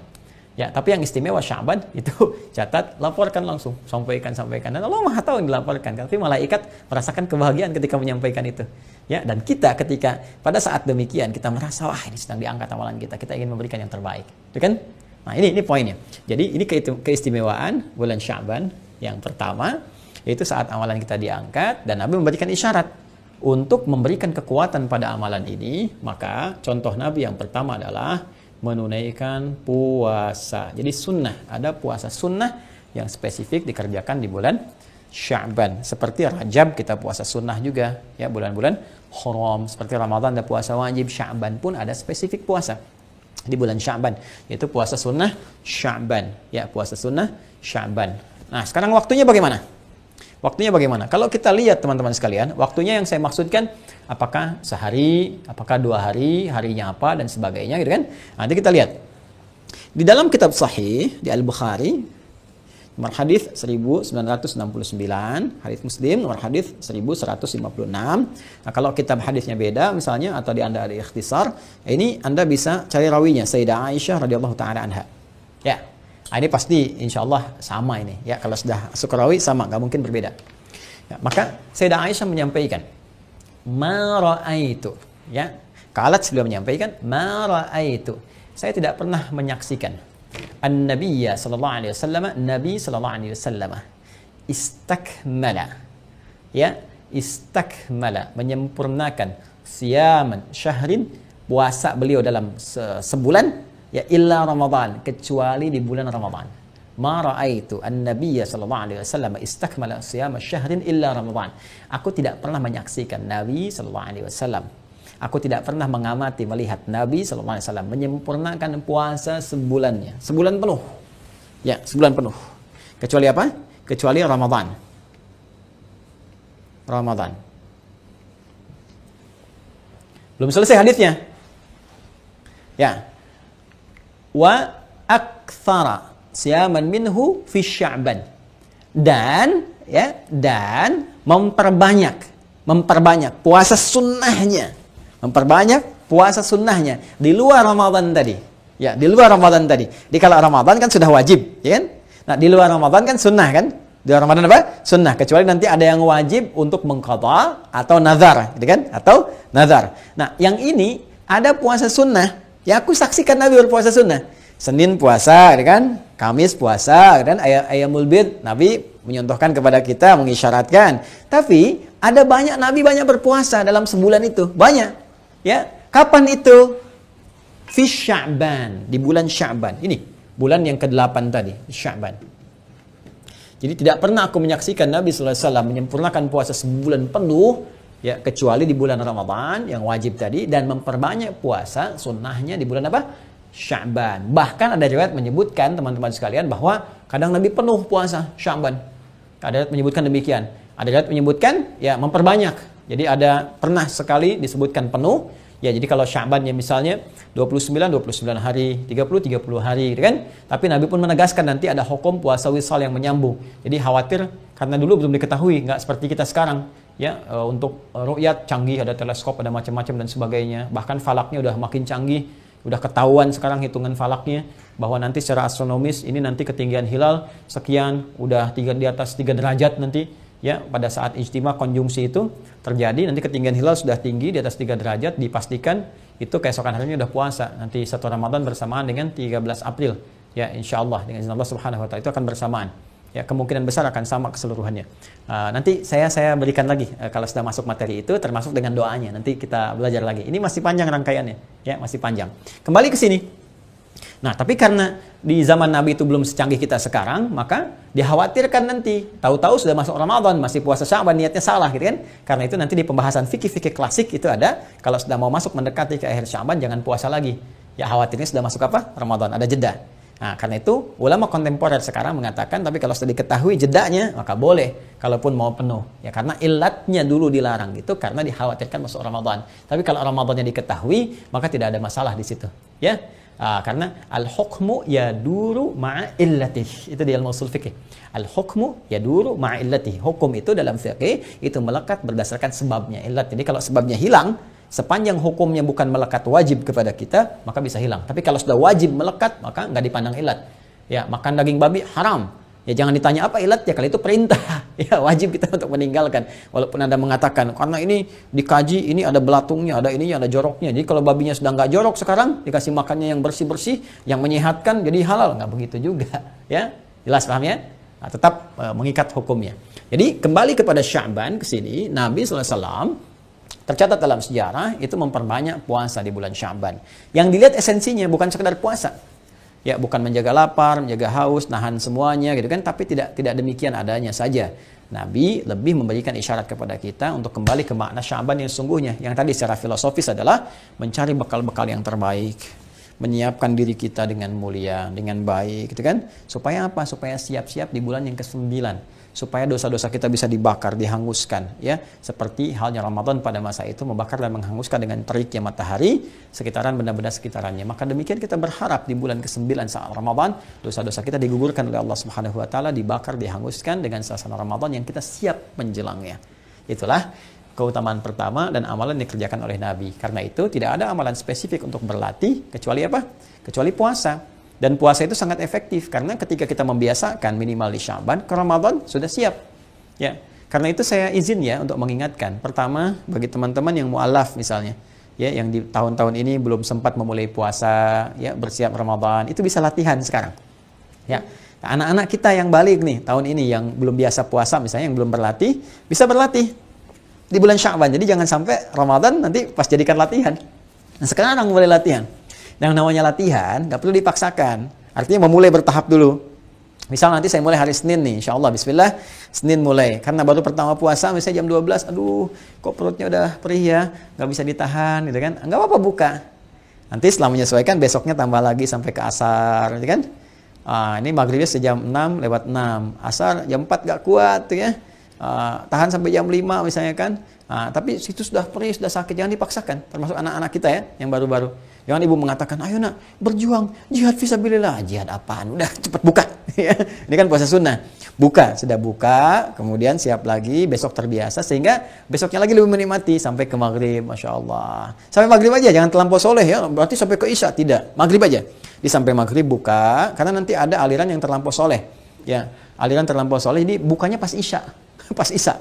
Ya, jadi salah mengartikan ayat tsumma atimmus syiyama ilal lail. Ya, sempurnakan puasa sampai menuju lail malam. Jadi mereka mengartikan maghrib belum buka, isya bukanya. Hati-hati, itu aliran yang menurut saya sangat bermasalah, kontroversial. Kenapa? Nabi aja sesoleh-solehnya bukanya maghrib. Anda bukan Nabi, kenapa isya, Joni? Jadi kalau ada yang Anda bertamu, maghrib dia tiba-tiba pamit ke kamar dulu apa, terus isyanya makan, itu patut diduga gitu ya. Ditanya itu, tanya supaya kita tidak menduga yang macam-macam. Sampai maghrib, sampai kita terbiasa lagi mengerjakan itu semua, sampai ke Ramadan kita maksimal. Ya, dan boleh berdoa, kita minta kepada Allah. Ya, Imam Ahmad pernah meriwayatkan satu hadis dari Nabi sallallahu alaihi wasallam, kemudian menyampaikan doa, Allahumma barik lana fi Rajab wa Sya'ban wa barik lana fi Ramadan. Ya Allah, mohon berkahi kami di bulan Rajab, juga di bulan Sya'ban, juga di bulan Ramadan. Kalau Imam Al-Baihaqi dengan riwayat sedikit berbeda. Jadi kitab Syu'abul Iman. Ya Allahumma barik lana fi Rajab wa Sya'ban wa ballighna Ramadan. Ya Allah, berkahi kami di bulan Rajab, di bulan Sya'ban, dan sampaikan kami, mohon sampaikan ke bulan Ramadan. Ya, memang secara sanad hadis ini ada masalahnya. Ya, karena ada seorang bernama Ziyad An-Numairi di salah satu sanad itu bermasalah, disebut dengan rawi mungkar. Jadi ada 3M secara sanad itu yang bermasalah ya. Satu itu matruk ya. Mungkar dulu, mungkar kemudian matruk, ketiganya maudhu. Mungkar, matruk, maudhu. Kalau mungkar itu yang diduga sering berbuat yang tidak pantas gitu kan. Karena ketidakpantasan ini, maka ulama menyebutnya ada aib di orangnya. Jadi jangan sampai hadis diriwayatkan oleh orang itu diterima. Kenapa? Karena kalau diterima takutnya jadi celak kepada riwayatnya. Oh, pantas di orang Islam begini, hadisnya diriwayatkan oleh orang bermasalah, ini orang mabuk gitu kan, dan sebagainya. Itu untuk mencegah itu, maka ada batasan-batasan kriteria. Nanti hadis sahih itu nanti ada 5 turunannya. Ya, Maruya, adil abid dhabiti an adil dhabiti min ghairi syaddin wala illatin qadihatin kan. Jadi hadisnya itu sudah diriwayatkan oleh orang-orang yang adil, nanti ada batasan dhabit yang kuat ingatan kan, min ghairi syaddin wala illatin qadihatin. Jadi tidak ada cacatnya, tidak ada illatnya, sebab-sebab yang buruknya, dan seterusnya. Nanti ada 5 turunan. Ya, 5 turunan yang paling utama. Jadi teman-teman sekalian, nah ini ada bermasalah namanya Ziyad An-Numairi. Jadi ini disoal sering berbuat sesuatu yang tidak pantas, sehingga hadisnya disebut mungkar, sesuatu yang diingkari. Orangnya sebetulnya, walaupun kalimatnya benar. Ya, kedua ini matruk. Matruk ini yang ditinggalkan. Kenapa? Karena orangnya seringkali berkata-kata yang misalnya, mohon maaf ya, kadang nggak konsisten. Yang kadang-kadang ngarang-ngarang gitu, walaupun cerita dan sebagainya, sehingga nggak bisa dibedakan itu hadis apa cerita sebetulnya. Ya, nah itu yang seperti itu ditinggalkan, matruk. Yang ketiga maudhu. Maudhu itu yang dikarang-karang, memang bukan hadis. Orangnya suka ngarang. Ya, begitu ngarang-ngarang misalnya disebut sebagai hadis, bahkan dipopulerkan. Ya, saya punya buku yang saya tulis itu menyoal hadis populer. Nanti mungkin kita bisa cetak ulang, teman-teman bisa dapatkan. Beberapa yang populer di masyarakat ternyata hadisnya bermasalah. Ya, contoh makan saat lapar berhenti sebelum kenyang. Ternyata bukan hadis loh. Itu kisah. Nah, cuma bagaimana menghukumi doa tadi? Sederhana sebetulnya. Yang bermasalah itu teman-teman sekalian orangnya. Ya, di jalur sanad. Sedangkan doanya itu gak ada masalah. Matanya gak ada masalah. Baik, gak ada masalah. Jadi sederhana saja. Bacaannya itu gak apa-apa. Yang kita tepikan tuh orangnya. Ya, kalaupun kita nggak anggap sebagai hadis, ya anggap sebagai doa saja. Kita tepikan hadisnya kalau dianggap sebagai bagian bermasalah. Ingat, jangan dipotong ya ceramah saya. Yang saya maksudkan menepikan sanad dalam konteks tadi. Sanadnya simpan saja. Toh kita abaikan sanad pun dengan berdoa, isi doanya nggak ada masalah. Saya tanya Anda begini, boleh nggak kalau saya berdoa begini? Ya Allah, anugerahkanlah keberkahan kepada hamba dan keluarga, saudara-saudara hamba ya Allah, kerabat-kerabat hamba di bulan Rajab, di bulan Sya'ban yang saat ini ya Allah. Dan hamba mohon ya Rabb, sampaikan kami semua ke bulan Ramadan ya Allah. Mohon sampaikan ya Allah, berikan kesehatan, kebaikan, kebahagiaan bagi kami. Berkahi kami di bulan Sya'ban ini, sampaikan ke bulan Ramadan. Saya tanya boleh nggak? Anda jawab boleh. Nah, itu bahasa Arabnya. Allahumma barik lana fi Rajab wa Sya'ban wa balighna Ramadan. Itu bahasa Arabnya, Cepi. Nah, itu. Jadi sama aja ketika kita pakai bahasa Arab itu seperti itu. Intinya Nabi meminta kepada kita saat masuk pertama bulan Sya'ban itu ya membiasakan puasa dan memperbanyak doa. Kita berdoa. Ya, jadi maksud saya gini, saya tidak ingin kita berdebat, berdiskusi masalah, oh ini dhaif. Ini Anda belajar ilmu hadis dulu. Nanti di ilmu hadis itu dijelaskan. Ini loh, dhaif ini dalam perkara-perkara ibadah, perkara-perkara usul ini nggak boleh tolak semuanya. Tapi kalau perkara-perkara amal-amal, afdhaliyatul amal, amal-amal utama, sepanjang tidak parah atau matanya tidak bermasalah, itu nggak ada masalah. Karena tanpa riwayat, tanpa yang riwayat tadi pun rawi-rawinya, nggak tanpa orang-orangnya, toh kalau kita baca biasa pun diposisikan sebagai doa, itu nggak ada masalah. Jelas ya? Jadi intinya silahkan perbanyak doa bulan Sya'ban ini, minta kepada Allah kebaikan, minta kemuliaan, minta dikuatkan untuk berikhtiar, beramal dan sebagainya, lalu berlatih ini. Nah, apakah sampai di sini saja? Tidak. Ternyata Sya'ban itu diantara keistimewaannya, ada awalnya, sekarang kita di fase-fase awal, ada pertengahannya. Ya, pertengahan itu bahasa Arabnya nisfun. Sya'ban, nisfu Sya'ban. Nah, sekarang apa keistimewaan di pertengahan Sya'ban, nisfu Sya'ban itu? Apakah benar seperti yang masyarakat kerjakan sekarang? Atau ada referensi di hadisnya yang memang ada amalannya, tapi nggak seperti yang masyarakat duga kekinian? Atau memang benar seperti itu, cuman caranya ada yang harus disempurnakan? Nah, itu nanti ada bahasan tersendiri, termasuk di akhir Sya'ban ya. Jadi memang Sya'ban ini awalnya ada keistimewaan, sudah kita bahas, tengah-tengahnya ada keistimewaan, dan akhirnya ada keistimewaan. Dan akhir Sya'ban itu nanti akan menjadikan sebuah kurikulum yang mengantarkan kepada pembahasan Ramadan. Sehingga saat Ramadan datang itu seperti tamu mau datang, kita terima, sudah siap kita. Sudah punya bekal. Ya, seperti tamu mau datang ke rumah, kita sudah siap, ada bekalnya, ada segalanya, ada macam-macam. Lalu kita katakan, selamat tiba, silahkan datang, gitu kan? Ya, kemudian silahkan duduk nyaman, silahkan nikmati dengan segala kenyamanan yang ada saat ini. Ahlan wa sahlan wa marhaban. Ya, Masya Allah, urahibu bika. Saya menyambut Anda dengan segala kelapangan jiwa, kekuatan dan sebagainya. Rahiba yarhabu, menyambut sesuatu dengan lapang, dengan nyaman, dengan penuh kesiapan. Ya, rahaba yurahibu, itu berusaha melapangkan diri, menguatkan diri sehingga kita bisa menyambut sesuatu dengan lapang dan baik. Nah, kata keterangannya, sifatnya disebut dengan tarhib. Rahaba yurahibu tarhiban. Tarhib itu usaha untuk menyiapkan diri, sehingga kita bisa menyambut dan menerima sesuatu yang datang dengan lapang, dengan siap, dan dengan mudah. Maka dari sini ada istilah tarhib Ramadan. Bagaimana kita menyambut Ramadan akan datang di bulan depan dengan penuh kelapangan, dengan penuh kenyamanan, dengan penuh keindahan, dan dengan penuh kesiapan. Sehingga saat datang kita ucapkan marhaban ya Ramadan, selamat tiba.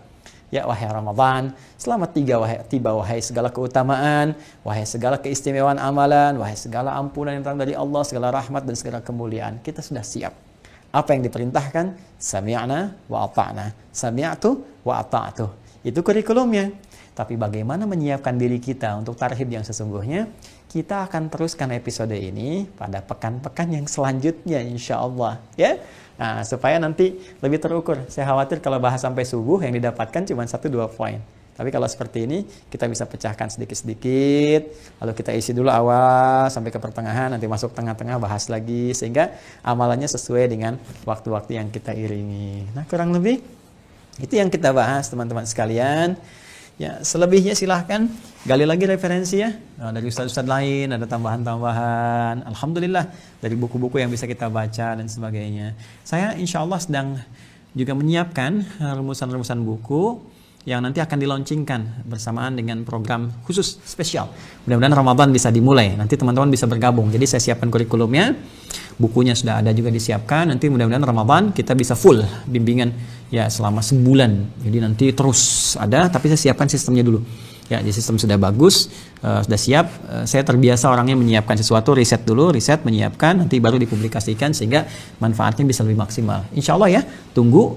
Mudah-mudahan dalam sepekan 2 pekan ini sudah siap. Kemarin juga sebetulnya perangkat sistem untuk elektroniknya, IT-nya sudah siap sebetulnya ya teman-teman, tapi kadar Allah kita doakan saudara kita kemarin sempat kena COVID dan kita support juga, alhamdulillah sudah lebih baik, dan kita doakan kawan-kawan supaya semuanya sehat, semuanya baik kan, beraktivitas, beramal dan diridhoi oleh Allah Subhanahu wa taala. Kemudian izin menyampaikan informasi teman-teman sekalian. bahwa yang pertama untuk peserta STUAH ya, sekolah terbuka usahakan Al-Quran hafal, saya ingin menyampaikan sebuah pesan yang kuat. Teman-teman tingkatkan semangat lagi ya, yang lebih kuat lagi, karena nanti persiapan teman-teman sekarang ini dan khususnya para ahli Quran ya, teman-teman semuanya, itu nanti akan dipertaruhkan saat Ramadan. Karena nanti Ramadan saya akan berikan dengan izin Allah share ya, mohon izin share kepada teman-teman semua rumus nanti untuk program Mukhayyam. Ya, program Mukhayyam itu program karantina terbatas selama Ramadan untuk bisa memaksimalkan hafalan Quran. Mudah-mudahan selama Ramadan hafal 30 juz. Nah, ini kekuatannya sekarang. Jadi jangan putus ya untuk setoran. Ya, sistem sudah kita buat ya. Kemudian juga sudah ada musyrif, standby musyrif itu ya untuk teman-teman seluruh wilayah Indonesia. Bahkan dari luar negeri juga sudah mulai ini pelan-pelan kita data, dan saya sudah pantau itu, saya pantau. Nanti untuk musyrif juga harus semangat ya. Musyrif-musyrifnya nanti insya Allah dalam waktu dekat akan ketemu dengan saya berikan panduan-panduan khusus dan sebagainya, sehingga nanti peserta yang telepon dan seterusnya untuk setoran bisa lebih mudah ya, dan nanti kita akan spesial untuk bimbingan masuk ke Ramadan. Nah, bagaimana bagi yang ingin bergabung atau belum? Ya teman-teman, sederhana kok, ini gratis untuk bergabung ini, yang nggak ada biaya, bahkan teman-teman dikasih buku loh, kasih paket gitu, dan ini nggak bayar. Ya, nggak bayar. Jadi teman-teman masuk aja ke pendaftaran di ALC ya. Ya, At-Taisir Learning Center. Webnya sama, quantumahir.com. Nanti ada ALC, At-Taisir Learning Center. Ya, ALC, At-Taisir Learning Center. Nanti antum klik di situ, ikuti petunjuknya. Ya, ikuti petunjuknya. Jadi banyak orang yang tidak mengikuti petunjuk akhirnya salah. Kayak orang mau ujian ya, yang mau MPTN, ikuti ya. Kan di petunjuk soal itu jelas tuh petunjuknya. Jawablah soal berikut dengan baik dan benar. Kenapa Anda jawab salah? Kalau Anda jawab benar kan itu bagus. Anda jawabnya salah karena nggak belajar. Ya, makanya belajar dengan baik ya. Sama ini juga ikuti petunjuk. Ya, jadi tidak banyak bertanya lagi. Saya sering kadang ini gimana daftarnya ini sampai ada yang kesini dan sebagainya. Tapi tolong kita share lagi ya lebih luas. Diikuti, dan teman-teman admin tolong dibantu ya. Jadi kalau ada yang tanya dan sebagainya langsung dijawab. Yang DM langsung dijawab ya. Tolong ya. Jadi nanti teman-teman masuk ke situ daftar, nanti dikirimkan. Nah, kalau sudah masuk wilayah tertentu yang kita bagi, saya bagi itu supaya memudahkan pengiriman, pengambilan, dan meringankan ongkos kirim.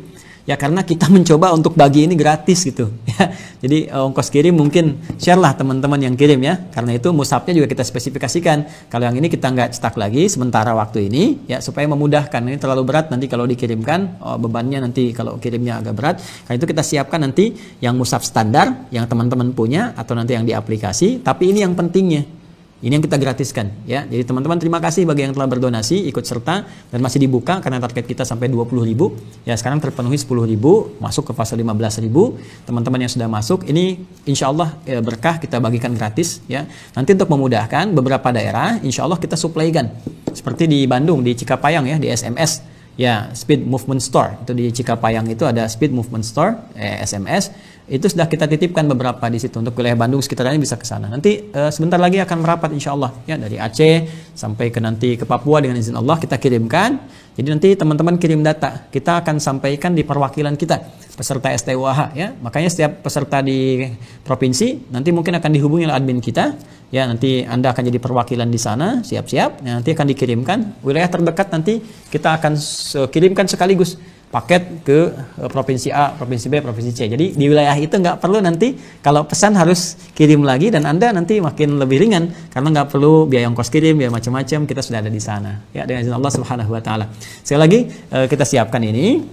Mudah-mudahan sebelum Ramadan selesai. Jadi pas Ramadan saya tinggal kasih bimbingan, karena di sini nanti ada petunjuk harian sampai bulanan, metode 30 hari, sama untuk murajaah, untuk peta Al-Quran. Jadi nanti kalau sudah hafal itu masuk ke peta, murojaahnya sudah pakai nomor. Ya, Al-Baqarah 30, 40, 50, 90, 80, 120, 150, 100 sekian, juz 2 sekian, Ali Imran gitu dan seterusnya. Jadi nanti tinggal pakai satu kertasnya isi nomor semua, diacak dan sebagainya, itu sudah bisa melancarkan. Kuncinya di sini, ya kuncinya di sini. Nah, itu satu teman-teman. Dan yang kedua, teman-teman yang terkait dengan rempah pH7 ya, yang memerlukan baik dengan gejala-gejala COVID yang dirasakan gitu kan, atau yang sekarang misalnya mohon maaf merasakan ada demam, ada flu, ada misalnya sesak nafas sampai ke imun berkurang dan seterusnya, Anda bisa langsung kontak saja ke tadi webnya Quantum Akhyar, quantumahir.com, nanti rempah pH7. Ya, rempah pH7. Anda tinggal klik, itu gratis. kita bagikan gitu ya. Kita bagikan teman-teman sekalian. Jadi kalau perlu Anda tinggal klik. Saya sudah siapkan insya Allah stoknya cukup banyak gitu ya. Cukup banyak dan kita insya Allah akan bagikan ke teman-teman. Jadi dan itu sekali lagi saya tidak pernah jualan ya. Awas nih teman-teman. Karena saya masih temukan ada laporan dari Bengkulu, dari Malang, dari macam-macam. Ini produknya Ustadz Adi dijual gini-gini. Enggak. Saya nggak pernah jualan kustul hindi. Gak pernah jualan produk-produk serupa. Jadi kalau ada yang mengatasnamakan saya, dikirim aja datanya ke kami ya. Apalagi kalau ada yang menyampaikan misalnya mohon izin nih, ini produknya Ustadz Adi loh, ini begini. Nah itu kasih tahu aja ya, sekalian nanti kita proses gitu ya. Dikhawatirkan ada sesuatu yang berdampak bagi kesehatan dan sebagainya. Karena pernah ada kasus di Cirebon, ya seorang membeli dengan puluhan juta katanya produk Ustadz Adi, ya begitu diminum malamnya panas dan sebagainya, dilaporkan ke kami. Saya bilang dibuang aja. Nah, coba nanti kita kirimkan pH7 dari kita, alhamdulillah dengan izin Allah, kemudian sehat lagi, besoknya beraktivitas dan cukup baik. Ya, adapun kami tuliskan internal, maksud internal di situ itu untuk kita yang memerlukan. Ya, sehingga Anda mengajukan. Jadi siapa aja bebas bisa kirimkan, termasuk non-muslim ya. Kalau ada non-muslim menyaksikan kajian ini butuh, nggak apa-apa, sampaikan, kami support. Karena selama ini kami support juga untuk teman-teman non-muslim. Jadi itu yang kedua. Yang ketiga, teman-teman sekalian, insya Allah dalam waktu dekat saya berikan juga informasi yang insya Allah menggembirakan. Baik nanti informasi seputar perkuliahan yang sering ditanyakan kepada kami. Ya, ini situasi ini masih belum memungkinkan saya berinteraksi secara terbuka, apalagi ta'lim umum. Ya, jadi kita akan publish lewat media sosial kita, ya, baik di Instagram ataupun di YouTube atau yang semisalnya. Nanti ada informasi seputar beasiswa, ada juga nanti program PKU, program pendidikan kadar ulama, sekarang PUKO namanya, dan update nanti insya Allah dalam beberapa waktu ke depan seputar perkembangan pesantren yang teman-teman saling tanyakan ya, ingin masukkan anak, ingin itu dan sebagainya. Sudah dan sedang kita siapkan. Ya, sudah dan sedang kita siapkan semaksimal mungkin untuk kebaikan-kebaikan. Saya kira itu yang bisa saya sampaikan dengan segala kerendahan hati. Memohon maaf kepada teman-teman sekalian. Semoga diberkahi oleh Allah Subhanahu wa taala apa yang kita lakukan, dibimbing oleh Allah Subhanahu wa taala. Saya mohon ampun kepada Allah dari semua dosa. Mohon maaf kepada teman-teman semuanya, baik yang terhubung lewat saluran ini, hal-hal yang mungkin terkait berkelindan dengan sebagian rekan-rekan atau keseluruhannya. Saya hanya manusia biasa, tentunya banyak salah. Mohon sekali saya minta maaf dengan segala kerendahan hati. Semoga teman-teman berkenan memaafkan sehingga tidak menjadi sekat-sekat di antara kita semua dalam rangka menuju Allah Subhanahu wa taala dalam hal kebaikan. Semoga hayatan thayyibah dan insyaallah juga termasuk husnul khatimah dengan Allah Subhanahu wa taala. اللهم تقبل منا إنك أنت السميع العليم وتب علينا إنك أنت التواب الرحيم اللهم اجعلنا من أهل القرآن واجعل القرآن صاحبا لنا في الدنيا وشفيعا لنا في الآخرة يا أرحم الراحمين اللهم يا رب العالمين اللهم يا الله ارزقنا يا الله رزقا حلالا طيبا حياة طيبة يا الله وارزقنا يا الله حبك وحب نبيك سيدنا محمد صلى الله عليه وسلم اللهم ارزقنا حبك وحب نبيك سيدنا محمد صلى الله عليه وسلم اللهم ارزقنا حبك وحب نبيك سيدنا محمد صلى الله عليه وسلم اللهم يا أرحم الراحمين ربنا آتنا في الدنيا حسنة وفي الآخرة حسنة وقنا عذاب النار بفضلك سبحان ربك رب العزة عما يصفون وسلام على المرسلين اللهم بارك لنا في رجب وشعبان اللهم بارك لنا في هذا الشهر وخاصة شعبان وبلغنا رمضان وصلى الله على سيدنا محمد وعلى آله وصحبه أجمعين وآخر دعوانا أن الحمد لله رب العالمين السلام عليكم ورحمة الله وبركاته.